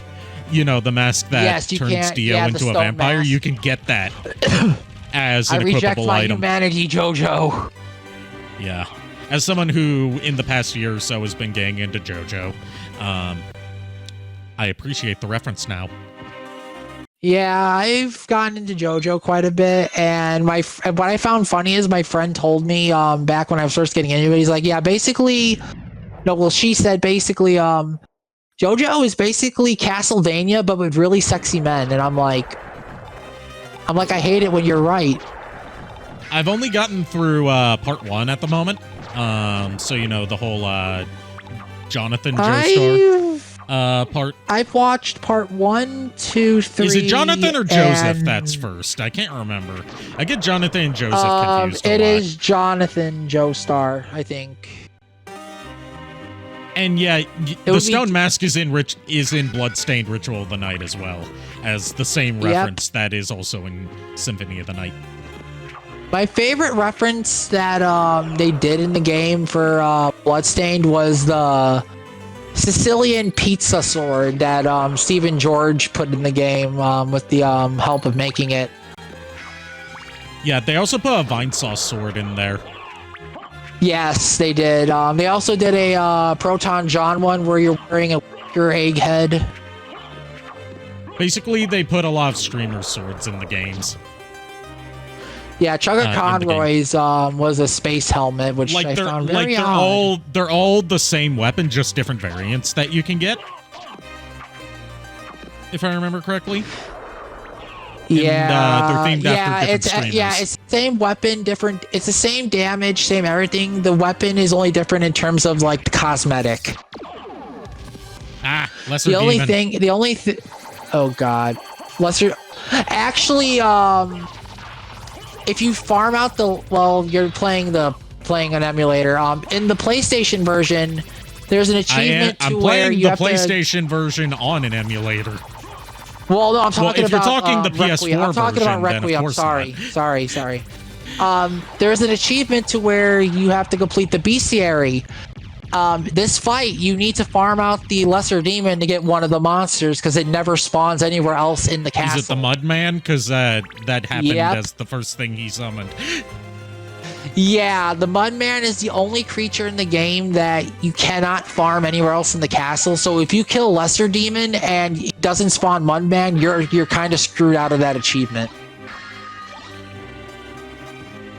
There was also an achievement to where you watch a bird's life cycle in the outer in wall. the outer wall, yeah.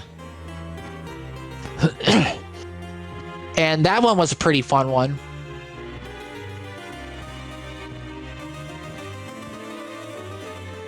Unfortunately, without Mist, you will not be able to get the bat form here. Yeah, I just realized that.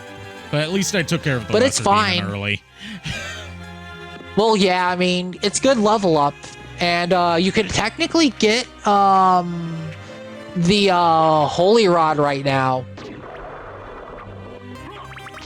If I can survive these flea nights. Look, just be thankful it ain't Tin Man. I mean, I'm just thankful that Alucard is different from your typical Belmont in a Castlevania game in that he can aim diagonally. Yeah, the only time a Belmont, well, I guess I couldn't say that, but the only time like a Belmont was ever OP was Castlevania 4 because 8 whipping direction is broken. Yeah. It's Castlevania 4 is very much like it has the best whip controls, but still designed in terms of its the way enemies are designed. They're still designed as if you don't have freedom to aim in any direction. I mean, yeah, but at the same time, usually, like, in my opinion, it's my all-time favorite because of the fact that most of the time, if you fuck up, it's your fault. Yeah, you also have mid-air control, which, you know, was a new thing in Castlevania And you can at duck, the time. and you can duck and walk, which is another blessing. Also, I believe the stairs are not going to be your worst enemy like they usually are in No, Classicvanias. they're not your enemy. If you walk to a stair, it'll automatically lock Simon onto it, so you don't fall off.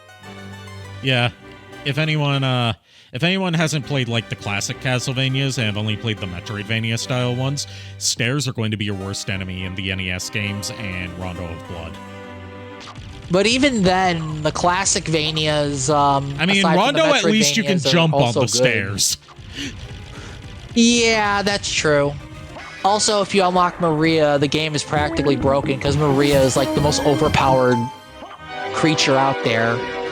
Not just because she can double jump, but the fact that she can eat a 7-tier wedding cake out of a wall and not gain weight from it. She also has the better ending than Richter does because Dracula's like, what the fuck? I couldn't have been beaten by a little girl. What the hell is this bullshit? It's your fault for being so mean to everyone. Meow, meow. The cat is spitting fire. It is telling off Dracula. Timo says, "Good, dear Lord, amen." Someone said it. Said what about the stairs being your worst enemy in Classicvanias? Because that's not even my original take, but it's something I agree with. No, the stairs in Castlevania. Yeah, about the like stairs. 1, yeah, 2. like 1, 2, and 3. Oh, go ahead. Sorry, I'm interrupting you. Like a lot of my original knowledge of Castlevania, like mechanics-wise, came from that classic AVGN retrospective on the Castlevania series back in like peak AVGN days. Even though he had some shit takes on Castlevania 64 because he either manipulated the footage to make it look worse than it is, or he somehow forgot what the interact button was, despite having gotten far enough in the game that he had to have used it. I mean, to be fair on that one, the only reason why CV64 outside of Legacy of Darkness was like that a bit, I mean, still got some of the issues from there into Legacy, but it's because also, like, CV64 was more of an unfinished game, if anything. Well, I'm talking more about the part where he's like, where, like, he has to get the Nitro and the Mandragora to blow up the cracked wall. And he gets... Oh, that's only because the path there and back is only tedious. No, I'm not even talking about the path back. I'm talking about, like, he finally gets them both to the cracked wall, and he acts like he doesn't know what to do with them, and it's like, do you not know what the interact button is? Because you have to have used it in order to get this far in the game. Okay, yeah, that. Well, in terms of that, yeah, but the Nitro in that game, like, it's disgusting. I don't like it either. Like, I got nothing against CV64 and Legacy, but my only complaint about it is my only complaint about it is everything.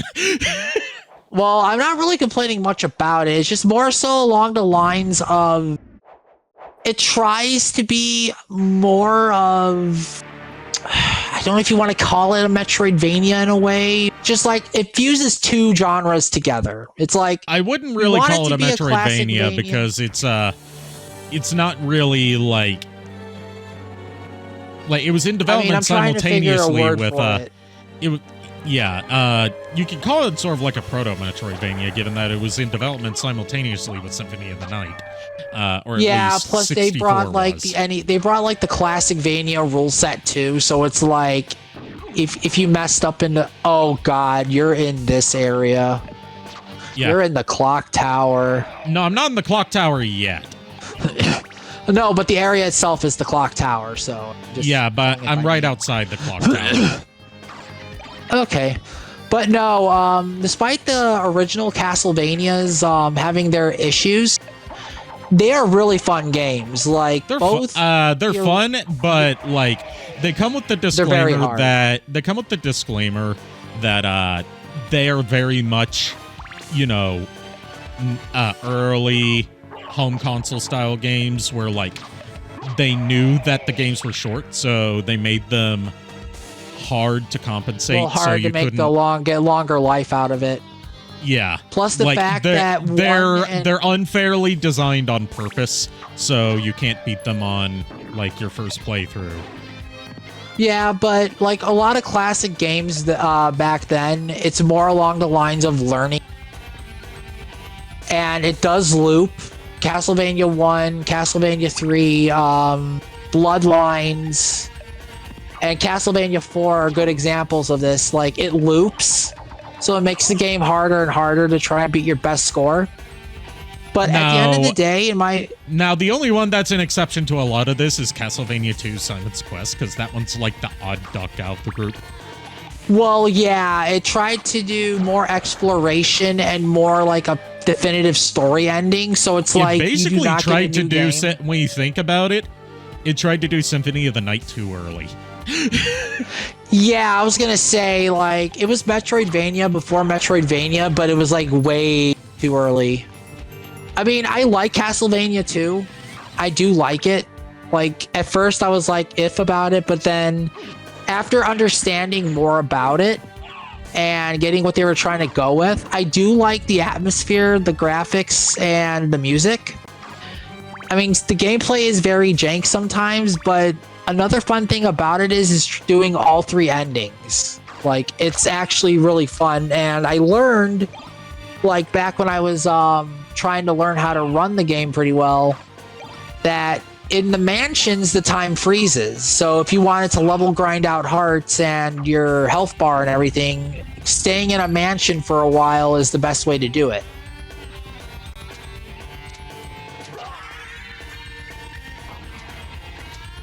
I just heard a harpy die. Yep, I'm strong enough that I can kill the harpies in one hit. I just realized I haven't even equipped my Ring of Pails. Yeah, also I would be very, very careful of the floating knights and, well, Medusas, yeah, but floating knights as well. Like, at this point, I would equip the Mirror Caress to prevent yourself from getting fucked. I don't have the Mirror Caress, remember? You didn't go down the elevator and grab the jewel knuckle in the mirror? No. Okay. Okay, never mind. All right. Good luck opening up one of the gates then without dying. Yeah, I'm aware of opening up this gate being a pain in the ass. That's why I usually don't go for it on my first time. Can we also talk about the fact that the Medusa heads in all of Castlevania have the higher kill count than Dracula itself? Let me rephrase what I said earlier. There are two worst enemies that you're going to have throughout the classic Vanias. The stairs and the Medusa heads. Yeah, at the end of the day, I think the Medusa heads have a higher kill count than the stairs. Like even the overall, even the flea men are like, you know, varying difficulty depending on which classic Vania you're playing and like what your loadout is. But Medusa heads, they are always placed in the worst places.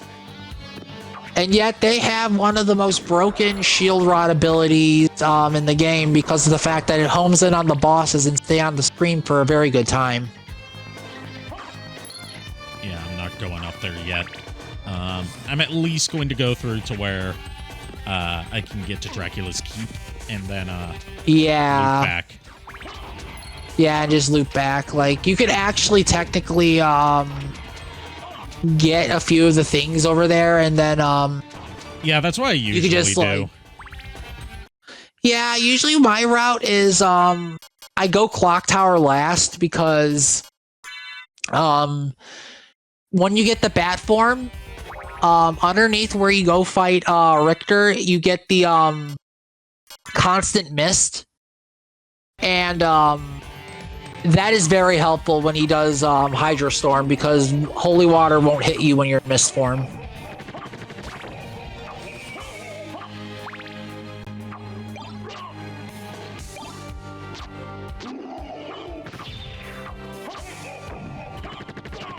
Can we talk about Can we talk about how the only ahead. time the dagger up to this point in the series, like up to Symphony of the Night, has been useful as a primary sub-weapon is in Rondo.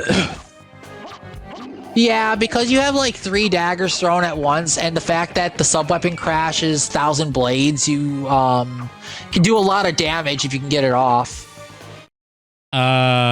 Gig says, "Holy smokes, Nico, my guy! I got Nuke Plus filter slot skills. Nuke Plus filler slot skills, 2 for 1. My boy, don't screw up, but I'm proud of you." My response to that is, my boy. This piece is My what all boy. true warriors strive for. Which, I streamed the Zelda CDI games, or at least their remakes. I'm gonna butcher this, but great! I can't wait to bomb some Medusas. I mean, you're paraphrasing, technically, because there's no Medusas in Zelda, but there are in Castlevania Symphony of the Night. I know, I was trying to do Yeah. that since we were playing Symphony of the Night. Great! I Also, can't is wait it pizza to bomb time? some Dodongos!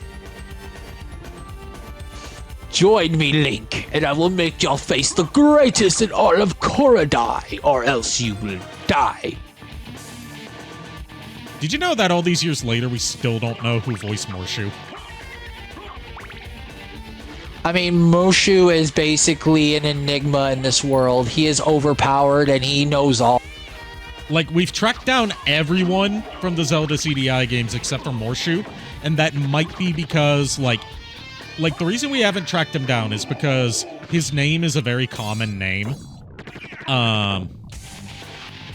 His voice actor's name is a very common name. Died. Wombo comboed by Tell me you saved. Tell me two you of those. saved. I didn't get to a save point. But I got wombo comboed by 2 of those Spirit Sword guys. Well, I'm chalking that. I think. Are we on our 3rd or 4th death? I think this is 3rd. Yeah, we'll chalk it as the 3rd death. Oh no, I haven't been keeping it Yeah, counter. Clock Tower is very, very brutal if you're not careful. Yeah, I think I'm gonna go for the underground cavern. Yeah, I think that would be wise because one, Holy Symbol would help you a lot with the gate issue. Also, the fact that you can't go get the Spike Breaker, but you can go kill Legion and get some items from over there. So it's still a free level up and as well as a free HP upgrade. Okay, I'm trying to remember where Miraculous and Jewel Knuckle is. 'Cause I'm at the outer if wall you now. so do you know when you first enter Outer Wall? Yeah.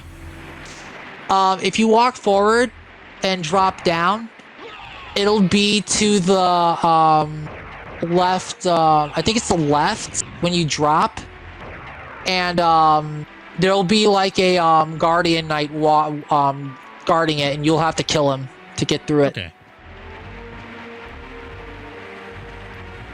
It's either the left or the right. It's as soon as you drop down. Is it the Guardian Knight or the Armor Lord? It's the one with the giant sword that tries to like shoot blue flames at you and That's smack Armor you. Lord. Armor Lord. Okay, yeah. So then you should be able to go in there, and then Yeah, I just killed him. Yeah, it's not in here. I think. you have to break the wall. Yeah, I broke the wall already. Did you stand there for a little bit? No, I did not know about Stand there for a little bit. Do not touch the controller. My name is Legion, for we are many. That is exactly what the boss's name That's is exactly based on. what Grand Floon is. But he's I forgot There you about go. this. Actually, I didn't even There know you about go. this. But yeah, I usually get into here through the Mist The Gate. mist. I just like the elevator because it's more fun. I just think it's funny that like all of a sudden Alucard goes down an elevator that wasn't previously there. That's In the just a back funny of sight. Alucard's head. There's Oh my god, what is this? I like that Alucard's like kind of, despite not having defined facial features on his sprite, he still manages to be pretty expressive in his animations. Well, again, Symphony of the Night has very lovely sprite work. Yeah, it's got some of the Like, best sprite work on the PS. PS1 well, was a in my- great. PS1 and Saturn was a great era for sprite work. Yeah, even Super Nintendo had a lot of great sprite work too. Like basically that whole generation had a lot of great sprite works. Like some of it is even Yeah, I point out better than some of the I point out remasters. PS1 and Saturn in particular because like everyone was trying to push 3D at the time as the big new Yeah, thing. back when it but was the in the Pioneer sprite-based days. games ended up looking better for the most part. I guess you could say in a way Symphony of the Night is sort of like a 2.5D game. It has I wouldn't 3D even- background. It's I wouldn't call it 2.5D because these aren't Well, 3D I'm backgrounds. calling it They're, out because like the background looks 3D, like the sky and not- everything. it's not 3D. It's layered parallax scrolling, Right. which is often used to simulate depth in an environment. It's just that it wasn't until this generation that they were able to do that many scrolling layers at once on home tech. Yeah, I was trying Along to with, remember what the along what with the term was. transparencies for stuff like the windows. Although the Saturn version wasn't able to do transparencies as well. Well, again, it's Saturn, PlayStation, N64, as well as a few consoles were pioneering 3D, so there was a lot of room to experiment. Well, part of it for Saturn in particular is that the Saturn was a 2D powerhouse when people developed for it correctly. And the team that they tasked with porting Symphony of the Night to the Saturn did not utilize its strengths correctly. So you got a very graphically inferior version that also runs worse when it should be performing better. Yeah. I say this as someone that's actually played a bit of the Saturn version. The fact that there's load screens for the loading rooms shows how poorly optimized it is. Sadly for me, I have not played the Saturn version. I wanted to. There's a loading screen for the pause menu. Oh god, That's really? how poorly optimized it is. Oh god. I just would play it just for this, just to do the differences, but other than that, that just sounds like Yeah, also certain things like the underwater areas look worse due to the bad transparency usage. Everything's like checkerboarded, so it doesn't look right. I'm also trying to remember, like, if, like, because I know, like, the Saturn button layout is a little different because 6 buttons. It's based on the Genesis 6-button controller, but it also has shoulder buttons. Like 2 shoulder buttons, an L and R button, like the Super Nintendo. So in total, it doesn't have as many buttons as the PlayStation controller. Yeah, I'm just saying because a lot. It doesn't have a used to- select button, for example. So in order to access the map, they put it in the pause screen. Yeah, I was gonna say, That would throw me off because I'm used to the PlayStation version and the Xbox version, and just playing this on a Genesis controller would just feel awkward to me. Yeah. I'm at least getting the a la carte stuff this time. Because I happen to have a Yeah, I would stopwatch. get it and then save, because you're near a save point. You might as well make the pit stop. I like the a la carte stuff in like, I never use the a la carte set as, like a luck booster. I just like getting it because I think it's a neat prank on the player. It's like, oh, all the a la carte equipment that, you saw at the beginning of the game that you lost, all this overpowered equipment that you started with and it cruelly took away from you. Here it is. Joke's on you. You should have double checked how it's spelled, fucker. Yeah, the first time I played this game, that threw me off as well. I was like, oh, yo, I got my equipment back. Died. Wait, what? Closer look at it, and I'm just like, and it says, resembles family heirloom? Weakness, resists fire, ice, lightning? And I'm just like, you son of a... Like, it's an intentional prank on the player, but it still has its My own headcanon issues. for that is Death made false armor and then just put T instead of D. Another That would one mean of it my would be called Dracula. Another one of my favorite weapon pieces of equipment in the game is like the boots that it says they make you taller, and that's literally it's only the secret boots or whatever. The secret boots, it's like it makes you taller, and it like unless you equip and unequip them very quickly, you won't notice. It makes you exactly 1 pixel taller. Yeah, it only makes you like 1 pixel taller, and it serves no purpose. It's just there for like flavor text. Yeah, like it's a joke item, and this game has funny joke items. Also, be very careful of the Spear Knights here. They can be very cheap. Yeah, but my defense is high enough that they're not too bad. I know, I'm just saying because their stabs can knock you back pretty far. Yeah, the knockback is the big threat here. Yeah, it's not the damage, it's just you can get knocked into something and then the damage will rack. If anything, knockback in this game is your biggest enemy. Knockback in a lot of Castlevania games. Well, that's not exclusive to Castlevania, it's just 2D side-scrollers of this era. Actually, I think I told you about this game. Recently, like, it came out, like, I think a year ago. It's called Castlevania Quest. It turned NES Castlevania into a Metroidvania, and it gave Simon power-ups, and one power-up was you no longer get knocked back by enemies. Oh. And it gave him, like, Mega Man X's Wave Dash. You get to equip different elemental whips, like Flame Whip gives you multiple hits. The Ice Whip is strong because it freezes enemies, and then the next hit doubles. I'll have to check that out. I've never really gotten into the Castlevania fan game scene, so I'll have to try that. It's actually was built from the ground up. Like, they redid Castlevania 1 and Chronicles together, and they redesigned all of it from the ground up. Neat. I've also got to try Chronicles since I have that on here. I've played Chronicles a lot during high school. I remember PS3, watching PSP. you play Chronicles. I challenged you to, you asked me, like, whether you should play the arrange mode or I the beat classic original, but here's the thing. I'm going to tell you this right now. I am not a fan of the... I do not like the she-wolf at all.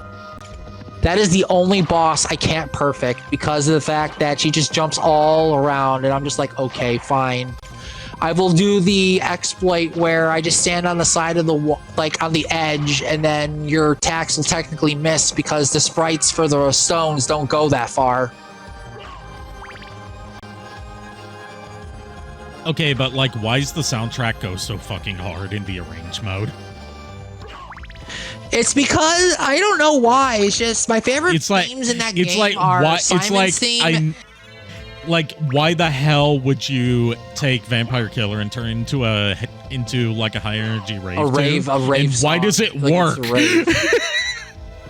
I think I just love Simon's theme in that game because it feels like, yeah, you're going to the final battle Nothing can stop you. It's your skill alone that'll take care of this. And I always feel hyped when I hear it. I always feel very hyped.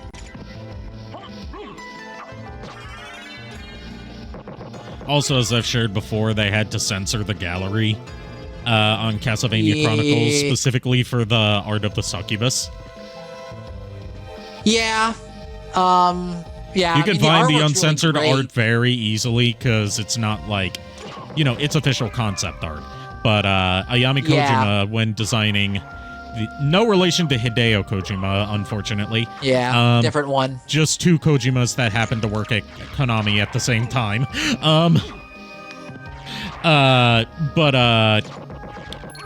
She, when she was designing the succubus, she was like, you know what, the succubus should have her tits out the whole time. And this is reflected in her in-game sprite, but it's hard to notice because, low resolution and pixels. Sprite. But, in her concept art, it's like, no, she got full-on booba and nipples. And the in-game gallery for Castlevania Chronicles, that just includes like concept art from Symphony of the Night. They just like cropped it below her cleavage. Oh, right. Also, I think back when you came to Illinois, when we played the Castlevania, the arcade game, that game was fun. Yeah, it was. It but sucks holy that hell, it's thing's a workout. It sucks that thing's never been ported to a home console. Like, it should be on the Switch. It's perfect for it. I was gonna say, bring it to the fucking Wii. Well, the Wii might not have been able to handle the graphics. Yeah. But the Wii also would have been a good choice for it since it's a rail shooter. I will there's say surprisingly this, not that many. There's surprisingly not that many light gun rail shooters on the Wii. I will say this though to anyone who wants to try it or seek out the arcade. They did put an emulator out for it, but it's still like being fixed and polished.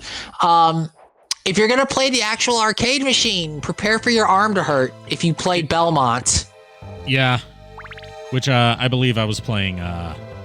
Yeah, me and you were both playing Belmont, and at the end of it, we were both soaked in sweat and our arms were throbbing. Yeah, and not. I literally almost fell over. I literally almost fell over. But that game played so well. I loved it. Yeah. Also, Chaos Void says Niko could do the glitches in Mario 64. I've never attempted the backwards long jump in Mario 64 because I don't play Mario 64 all that much. It's a fun game. I mean, it's not hard to do most of the glitches. I mean, part of it depends on which version of Mario 64 you're playing. There is only one true version. Yeah, if you're playing the version that's on Mario 3D All-Stars, then get fucked. Pretty much, yeah. You can't do the BLJ effectively. They thought around that. So they also wanna... changed So Long Gay Bowser to Bye Bye. Yeah, so if you're gonna do any speedrun stuff, it's either Nintendo Switch Online or the original. By the way, I like this detail here. That's like, oh no, there's all these Spear Knights here. How do you get past them? You can't get past them like that. Drown them. I say this to you all. Live with your life choices and die. Drown. No.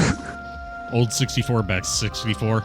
I mean, I'm not that big of a fan of Mario 64 in general. I think it's a bit overhyped. But part of that is coming from my perspective of not having grown up with it, because I didn't have an N64 as a kid. My parents wouldn't get me one because they were like, you already have a PlayStation, and an N64 is just a PlayStation with a different controller. Because my parents don't know the first thing about video games. Like, I had to explain to my dad a few years ago that there's a rating system for games that tells you whether they're appropriate for your young child or not. When he was saying, like, oh, your little sister, who at the time was like 11 years old, wanted Grand Theft Auto 5 for Christmas. Oh boy. For me, with Mario 64, like Mario Brothers was my first. Super Mario Brothers was my very first game. I fell in love with Mario, and then Castlevania followed after. 64 was on Nintendo DS. Never had that version. I was aware it was out. I just never got it. I never got any of the Mario games on Nintendo DS. I'm going to tell you this right now. Mario 64 DS, I do not like the control scheme on that one. Well, yeah, you had to move them with the stylus. It's a game that, well, you don't have to move them with the stylus. That's one of the 3 control schemes it has. But, like, yeah, but if you move them with the D-pad and everything, stiff. There's no good compromise for the fact that it's a game that was built for analog control, but they don't have an analog stick to work with. Yeah, but like I said, Mario 64 was a game I grew up with. A lot of the Mario games, because the Mario game I grew up with as, like, apart from Luigi's Mansion, the one that was like my that game's childhood, a classic, like the one that was my childhood Mario game was Mario Sunshine. Yeah, Sunshine was good. Luigi's Mansion for me is my all-time favorite, but with Mario 64, and then like for me, it was the opposite.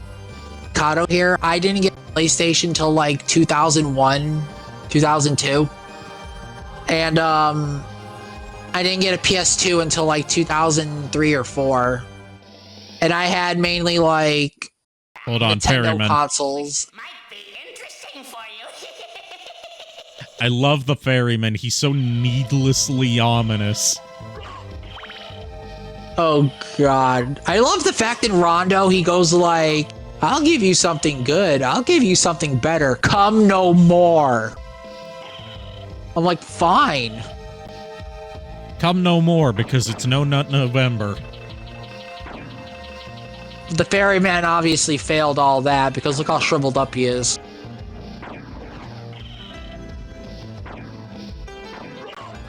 But or, depending on what denomination you're from, it's either No Nut November or Nonstop Nut November. Oh god. Wait, I thought it was all Nut December. No, that's Destroy Dick December. Oh boy. But no, I grew up with Nintendo mainly in my household. I learned about Sega Genesis and Sega through my best friend, my childhood friend. When I was like 1 or 2, we were like 3 rather, and we were playing Sonic 2 together, and that's how I got into Sonic. And Have a good night, JKR. Have a good night, JKR. Thanks for stopping by. And at the time, like I was just broadening my video game horizon, and eventually down the line, like. It's just like once I learned about PlayStation and everything, and then Xbox, which I didn't start with the original, I got the 360 first. Mainly because Halo 3 and most of my friends were playing it. So peer pressure, go figure. Yeah, it's just like I wanted to get into classic game collecting. And it's gotten to the point where I know gaming price, like console prices and all that, without even looking it up. Like, I could just tell. And I like it's funny how gaming has come so far throughout the years. Like, if you look back like 10 or like 5 or 10 years ago, like you could imagine like, oh, the PS4 came out and we got the PS5 now. And then if you think further back then, like to me, like it feels like the GameCube just came out like 5 years ago, but it actually came out like almost 30 years now. Like almost 30. It would more like 25. Well, yeah, I'm saying almost 30 because 5 years shy difference.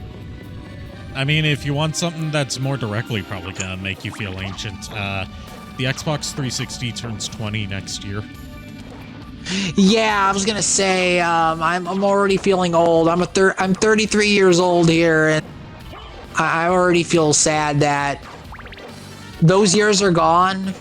But at the same time, it's interesting to see how gaming has evolved. Or devolved, depending on how you look at it. I mean, fair point. But at the end of the day, it's just like you think back to like, yeah, I used to play this. Then you realize how many years have gone by.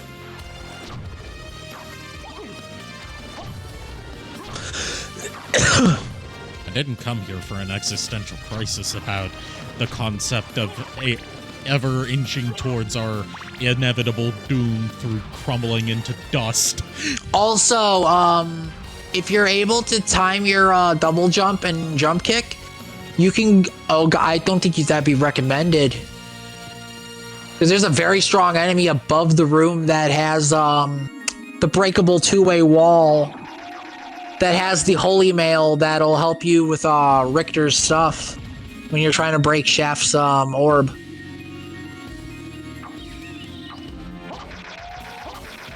Yeah, no.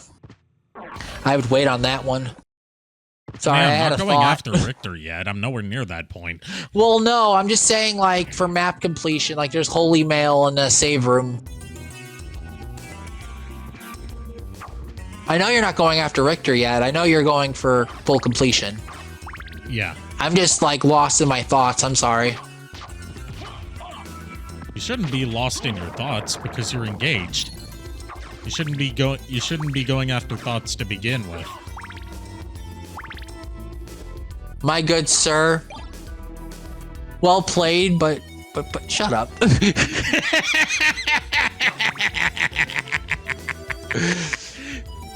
Look, the fact that Lulu is right next door. Also, she's probably in the stream and she can hear this. She's not gonna let me live it down later. Chaos Void Wolf says, Niko, the squirrel is so annoying. Oh, you're talking about Greedent. Yeah, nobody likes Greedent. He steals everything from you and then tries to take everything else.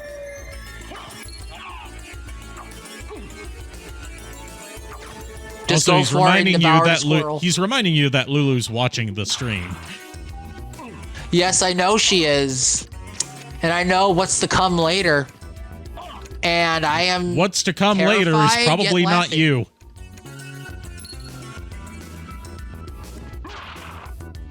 Good sir. Am I making things worse for you? You're just lucky I don't have my sub-weapons or my whip with me today.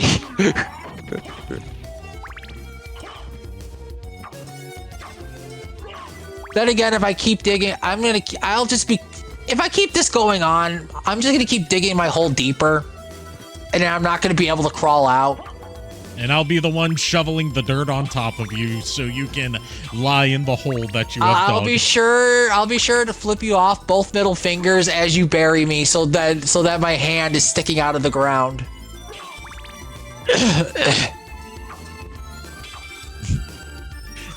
This is how I die. Since JKR's not in the stream, I have to go off of someone's potential innuendos. I know, but at the same time, no, here's what's gonna happen. Lulu's gonna be digging the hole.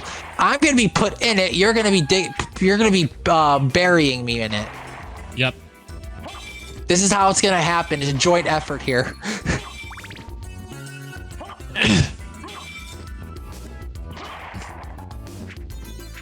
Also, the fact that the Marble Gallery music just sounds like some music you would just like sit in a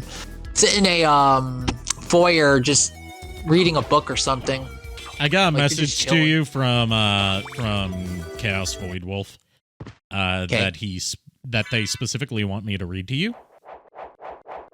Oh no. Good luck, my friend. Comrade, I will see you on the other side if there is another side. The Knowing other my side, luck, it I'll turns just out, respawn. the other side, it turns out, is exactly like this one, just mirrored. Look, I'm gonna tell you this right now. It's just gonna end up me losing a life and coming back. Well, it depends on which Castlevania rules we're going by. If we're going by Classicvania or Metroidvania. Classicvania. Can you prove that? I don't want to.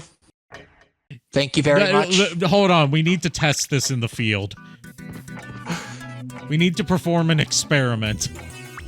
I will drag cross this entire building. I will drag cross this building and you will not get away from it. I will drop the nuke. Do not even.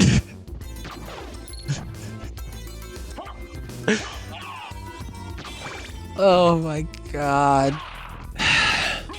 This is how my family line dies out. I get tag teamed by my beautiful wife and Arikado here, and not in the fun kind of way.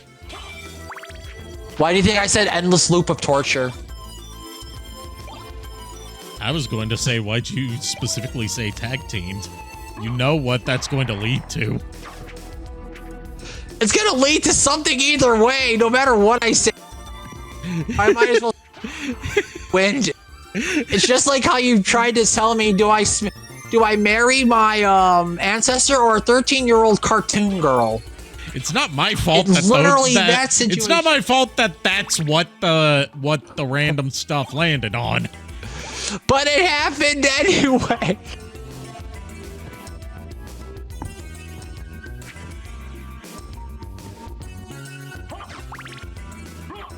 That's the point. It happened anyway.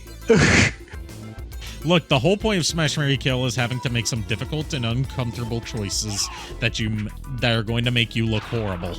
Otherwise, it wouldn't be fun to watch. This is true. It's for you specifically.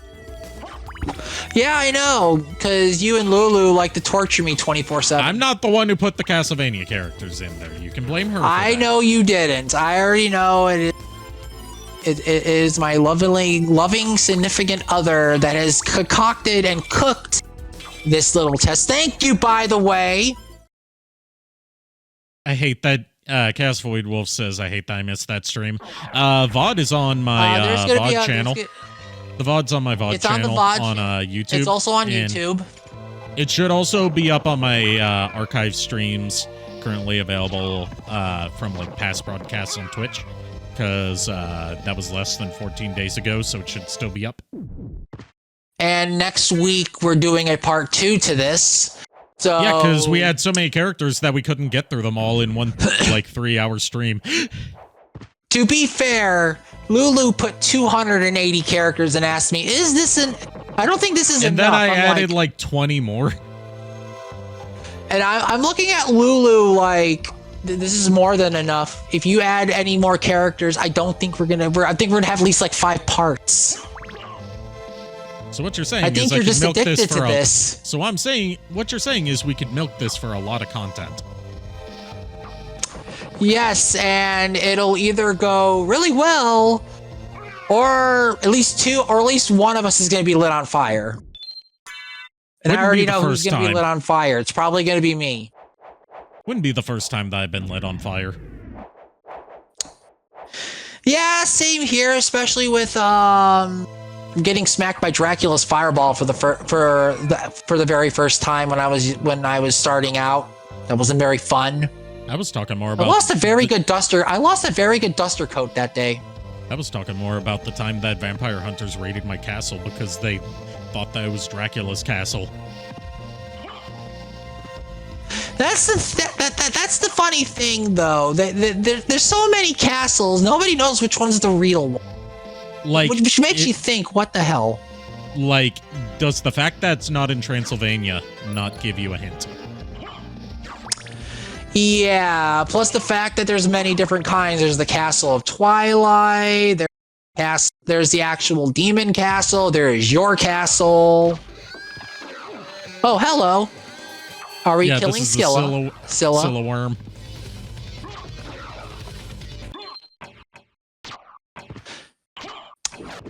Hearing her name, it just reminds me of the song of the Lair of Scylla from the soundtrack for Odyssey and on YouTube recently, because my brother spams that song over and over again. Arikado, read the two above this one. You should bring in Gig for that stream so I can add stuff to the list. I try not to have more than myself and 2 other people on streams at once because it gets a little bit crowded for me. Tater, I am sorry, but if we added Gig to that stream, he already has a high enough blood pressure. If this happened, he'd probably have a heart attack. I don't want to kill a person. I find it very funny that holy water affects her very well here, even though her body is floating and the water lands on the dog. Well, it's holy water, not regular water. Well, yeah, but at the same, yeah, but at the same time, like you feel like the body of the woman is more the target than the Aha! She wombo comboed me into a spot where I can just kill her. Yay! She wombo comboed me behind her, so I could just swing my sword at her without her touching me. Okay, I guess you're good. Oh, you know, I'm just gonna do it. I guess you're taking her from behind. You know what? Wood. Bet. I'd find a way. I would find a way. Also enjoy your new cloak, I think. Yeah, the crystal cloak. Yes. I think it's cool that the crystal cloak is semi-transparent. Yeah. Also, the like fact that's that hard it to really do. That is a hard effect blue. to. That's a hard effect to do on sprites. Also, the fact that it has a really good shade of blue. Shade of purple, actually. Yeah, purple. Sorry, it looked like blue to me in a way. Then again, it could be the TV I played on. I don't know. And I got the scimitar,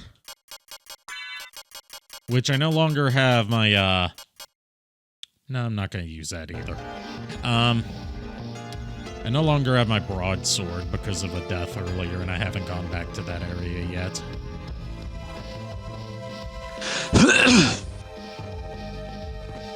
I will say this, there was one Castlevania game I was very disappointed, other than Lords. I managed to be able to play Castlevania Grimoire Souls on my Android phone. Yeah. I wanted it to succeed. It looked like a 3D version of Castlevania HD, but I understand there's a gacha system that they may have you do to power your. Thank you. That lock to increase your power. I don't like how it like forces you to do that to do the content.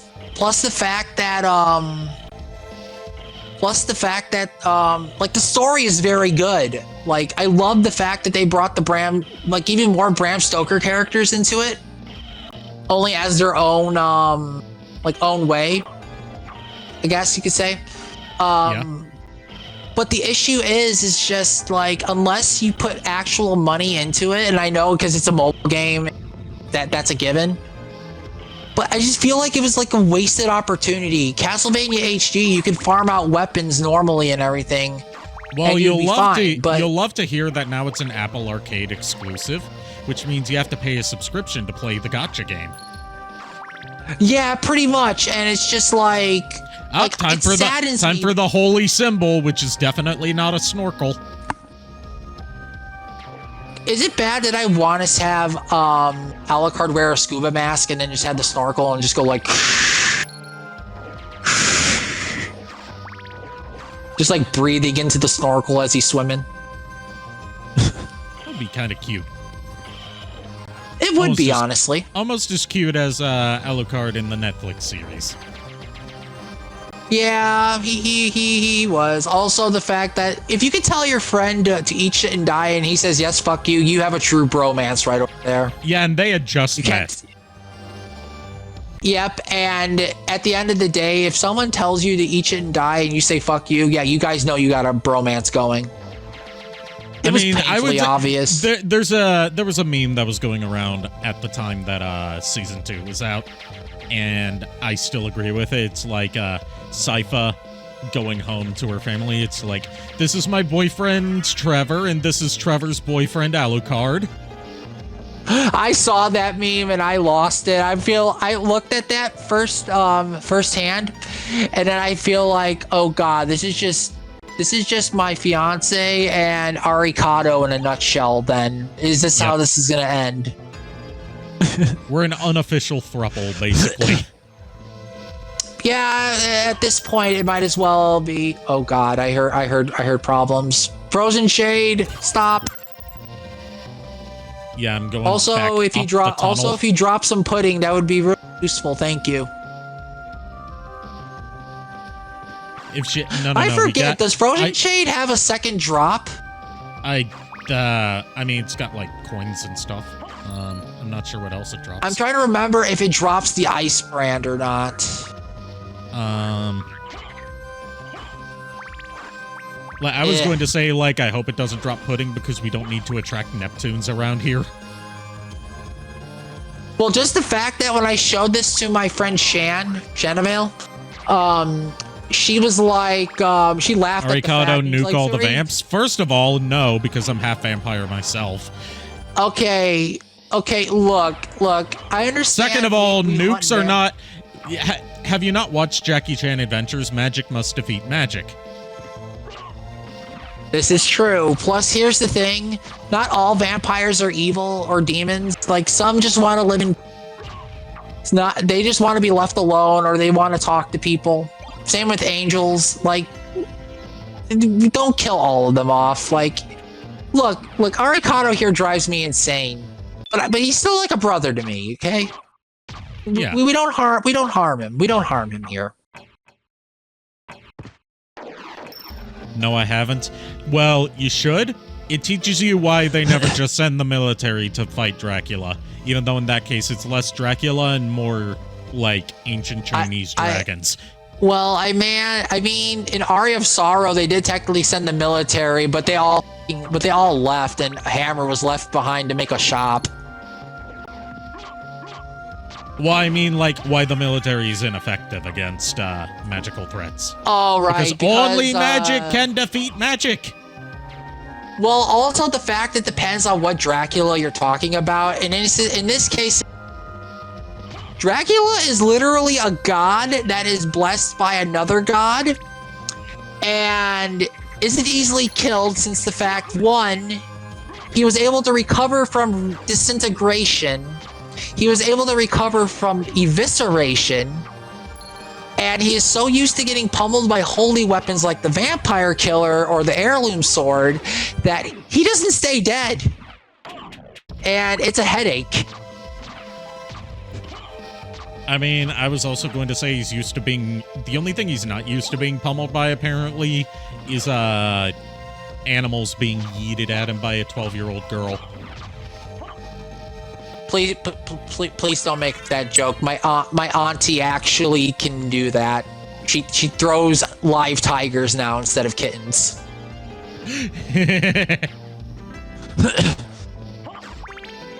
Also, another thing, her ending in Rondo of Blood, I loved how the dragon staircase to try to get out of the castle.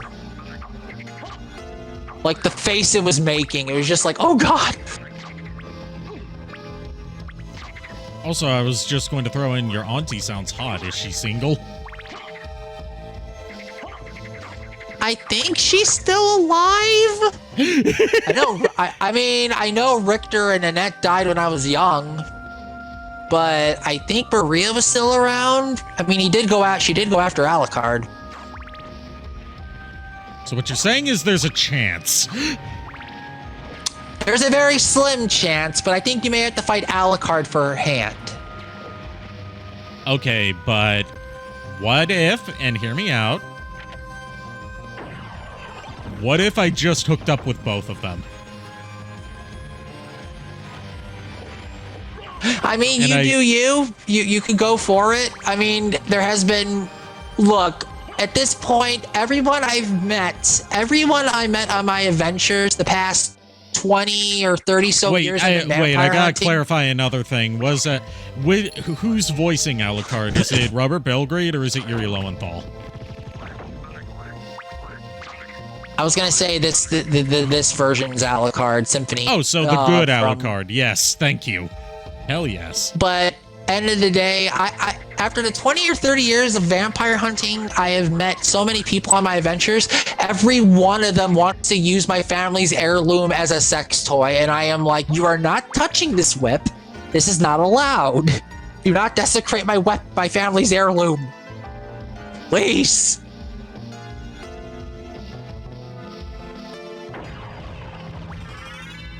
Skeleton Ape just broke the bridge. Yep, time to gain all those delicious upgrades, and it's time to hunt Cerberus, I believe. Yep. If you have holy water and he tries to fire diagonally or straight ahead, he is dead. Arikado, everything must return to the void. You do not say void to me because it's a running gag on my stream that I keep saying. Like, whenever I, like, go back to my chatting screen and always forget to, load back up the throne room scene, it's like, oh no, we're stuck in the void. Void. But I'm doing the repairman, thing of doing my own echo. Here's the thing. Everything does eventually return to the void, but it ain't returning now. Many others who are willing to fight to protect this place or this land. We ain't going to the great beyond yet.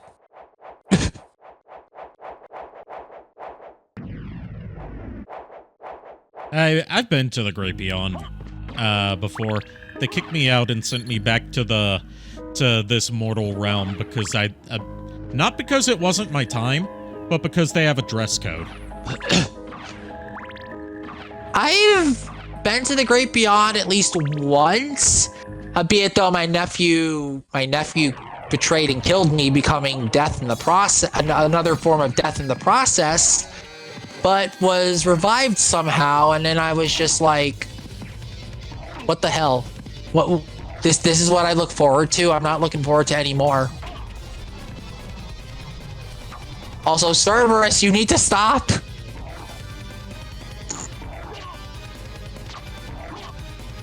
I know I usually say that all doggos are good boys except for the ones that are good girls, but this one's a bad boy.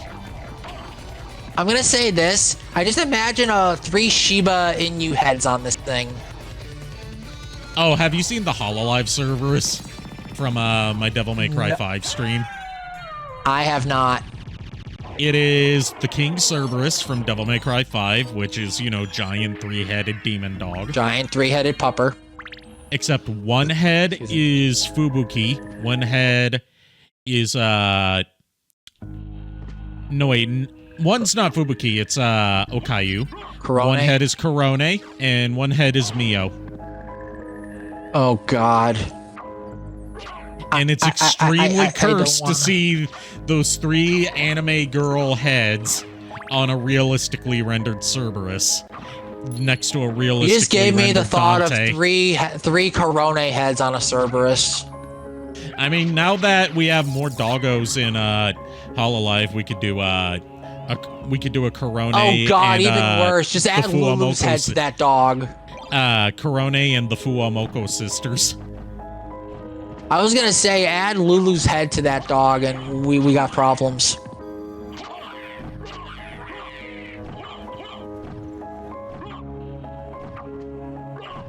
What's worse is that due to, like, the way that's meshed together, the heads aren't properly connected to the necks, so, like, the heads keep on disconnecting from the necks.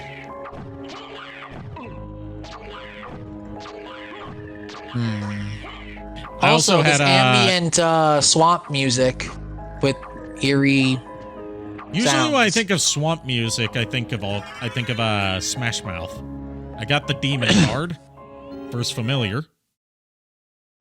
Yep, and it is time to hear his ancient words.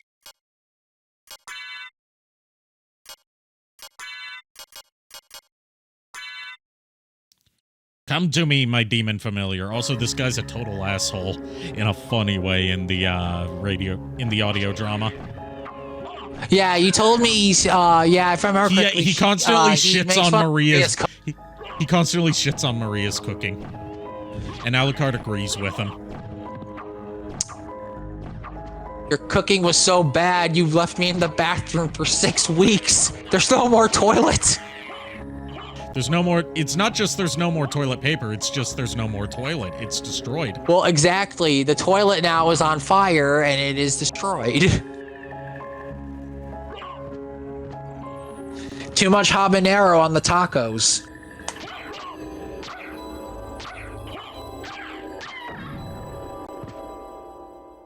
Oh god, I think they're called Salem Witches in the game. Yeah, Salem Witches, which I think the Salem Witches would be a better name for like the more traditional witches you come across later. I will say this, they do drop a very good accessory that'll carry you, I think, at least until death. If you're going for a very strong build. Oh, right. Speaking of this area, there is a achievement on the PlayStation 4 version where you have to, the peanut item, if you toss the peanut up, you have to catch it and eat it. It gives you an achievement. Oh, God. I got it, but I'm not doing it again. I hated it. I was just like, no. Oh, yeah, we get the, duding trumpets.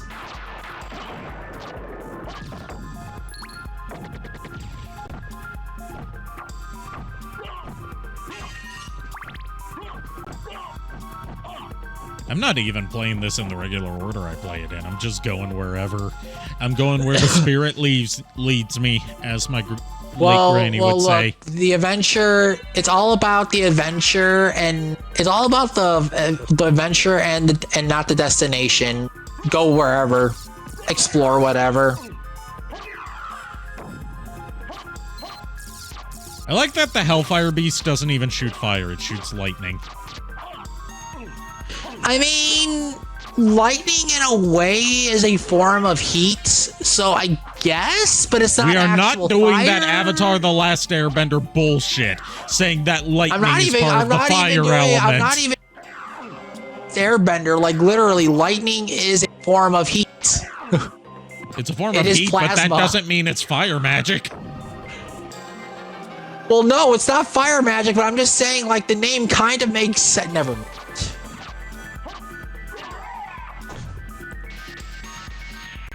Next, you'll be telling me that ice is just water magic. Which I know it is in Avatar: The Last Airbender, but fuck you. I mean, it is a form of cryomancy. Yes, cryomancy refers to ice. And ice is water. Frozen water. Ice is just hard water. Now you got me thinking. If you freeze soda, would it be called cola-mancy?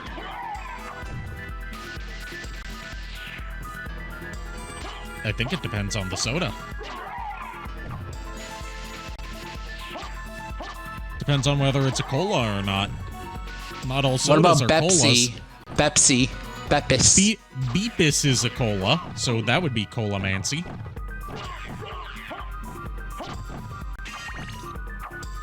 But Dr. Pepper, for example, I could just imagine an enemy just firing cola at you. That's about it. That would basically just be like if they were to make a Pepsi Man RPG. Or like a Pepsi Man Metroidvania. Or just, you know, a new Pepsi Man game in general. I mean, true. Even though with all those people trapped in the desert, you think water would help them. Nope, Pepsi. You would just dehydrate them even more. Well, depends on the kind of Pepsi. Because, fun fact, it's actually not the sugar in Pepsi that dehydrates you. It is the, caffeine. Yeah. Library card. Arikado, why does lava bending exist in Avatar? That depends on whether you count... I mean, technically, when you think about it, lava is just liquid fire. Yeah. I mean, it could be a mix of fire and earth, and technically lava is molten earth.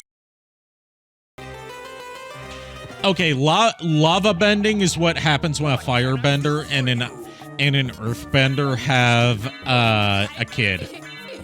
So you're telling me Go and Toph had a kid?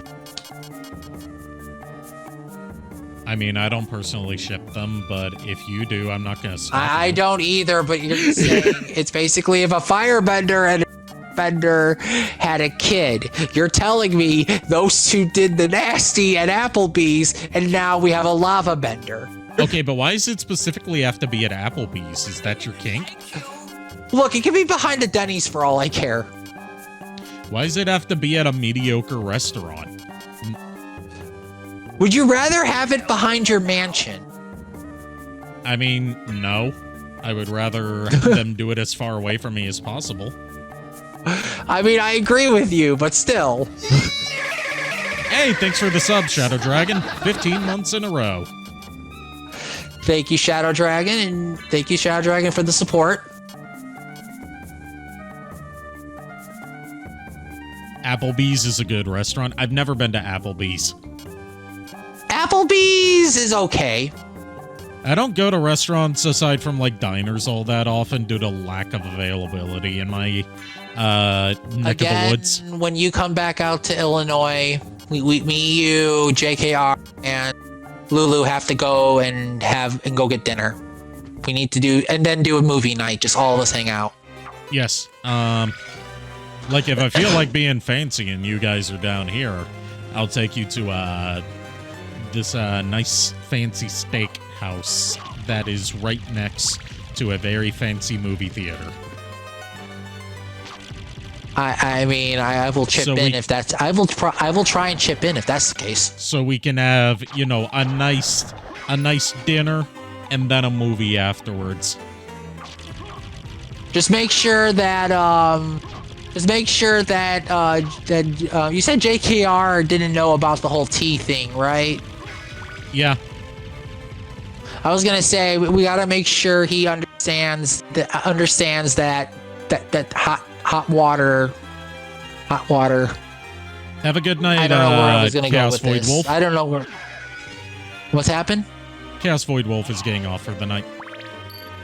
Have a good night, my dudes. I will talk to you on Xbox when you're on next.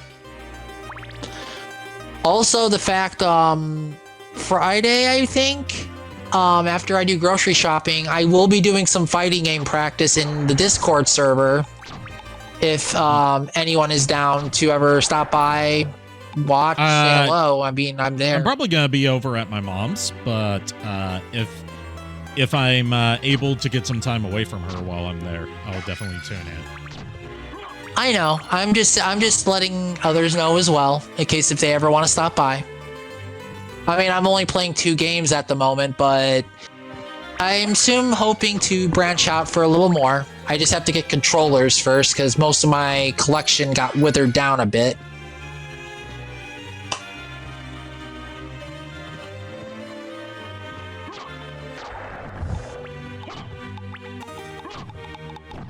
Okay, so we went to the underground catacomb. I would assume Coliseum would be next. Coliseum's next. I didn't fight Granfaloon yet. Probably would be wise. I didn't fight Granfaloon yet because I was almost dead. I'm still almost dead. That's why I used a library card to teleport back to the library. Yeah, I was gonna say, like, I would wait till at least you get the shield rod, so you can do the iron shield trick against this thing. But, because Granfaloon is way too big, and it's easy to die to him. I mean, unless you're very good at doing, soul steal inputs. Which I can't remember the inputs for that. I should have bought that while I was there. You're fine. I can always go back. That's what the library cards are for. Also, I'm probably gonna end stream, and I'm probably getting ready to end stream because we've been going for about 3 hours. Wait, how many hours? 3. Doesn't feel like 3, but yeah, true. Yeah, it's just flown by. We've made some good progress, and we're saving back at the same damn spot where I left off. Oh, God. It is time to make that a tradition. It's time to make that a tradition. This is the home now. Played mostly you platinum Shadows of the Damned today and played Slay the Princess afterwards. I need to get back to playing Shadows of the Damned. So yeah, that is where we are going to end off for tonight. Let me get us out of the void. And unless anyone decides to redeem a Guide the Raid, I'm going to see if there's anyone in my lineup. No, we're good. Unless anyone redeems a Guide the Raid, we are going to raid Evan Manticore. And what is Lord Eben playing? Or doing? Let's see. Actually, no, let's not raid Evan Manticore, because he's talking about the election. And I'm trying to... We don't want to open up that can of worms. We don't want to open that can of worms. We're going to raid Shareku, who is playing... I'm not sure which competitive shooter this is. Might be... Yeah, I'm not sure which one this is.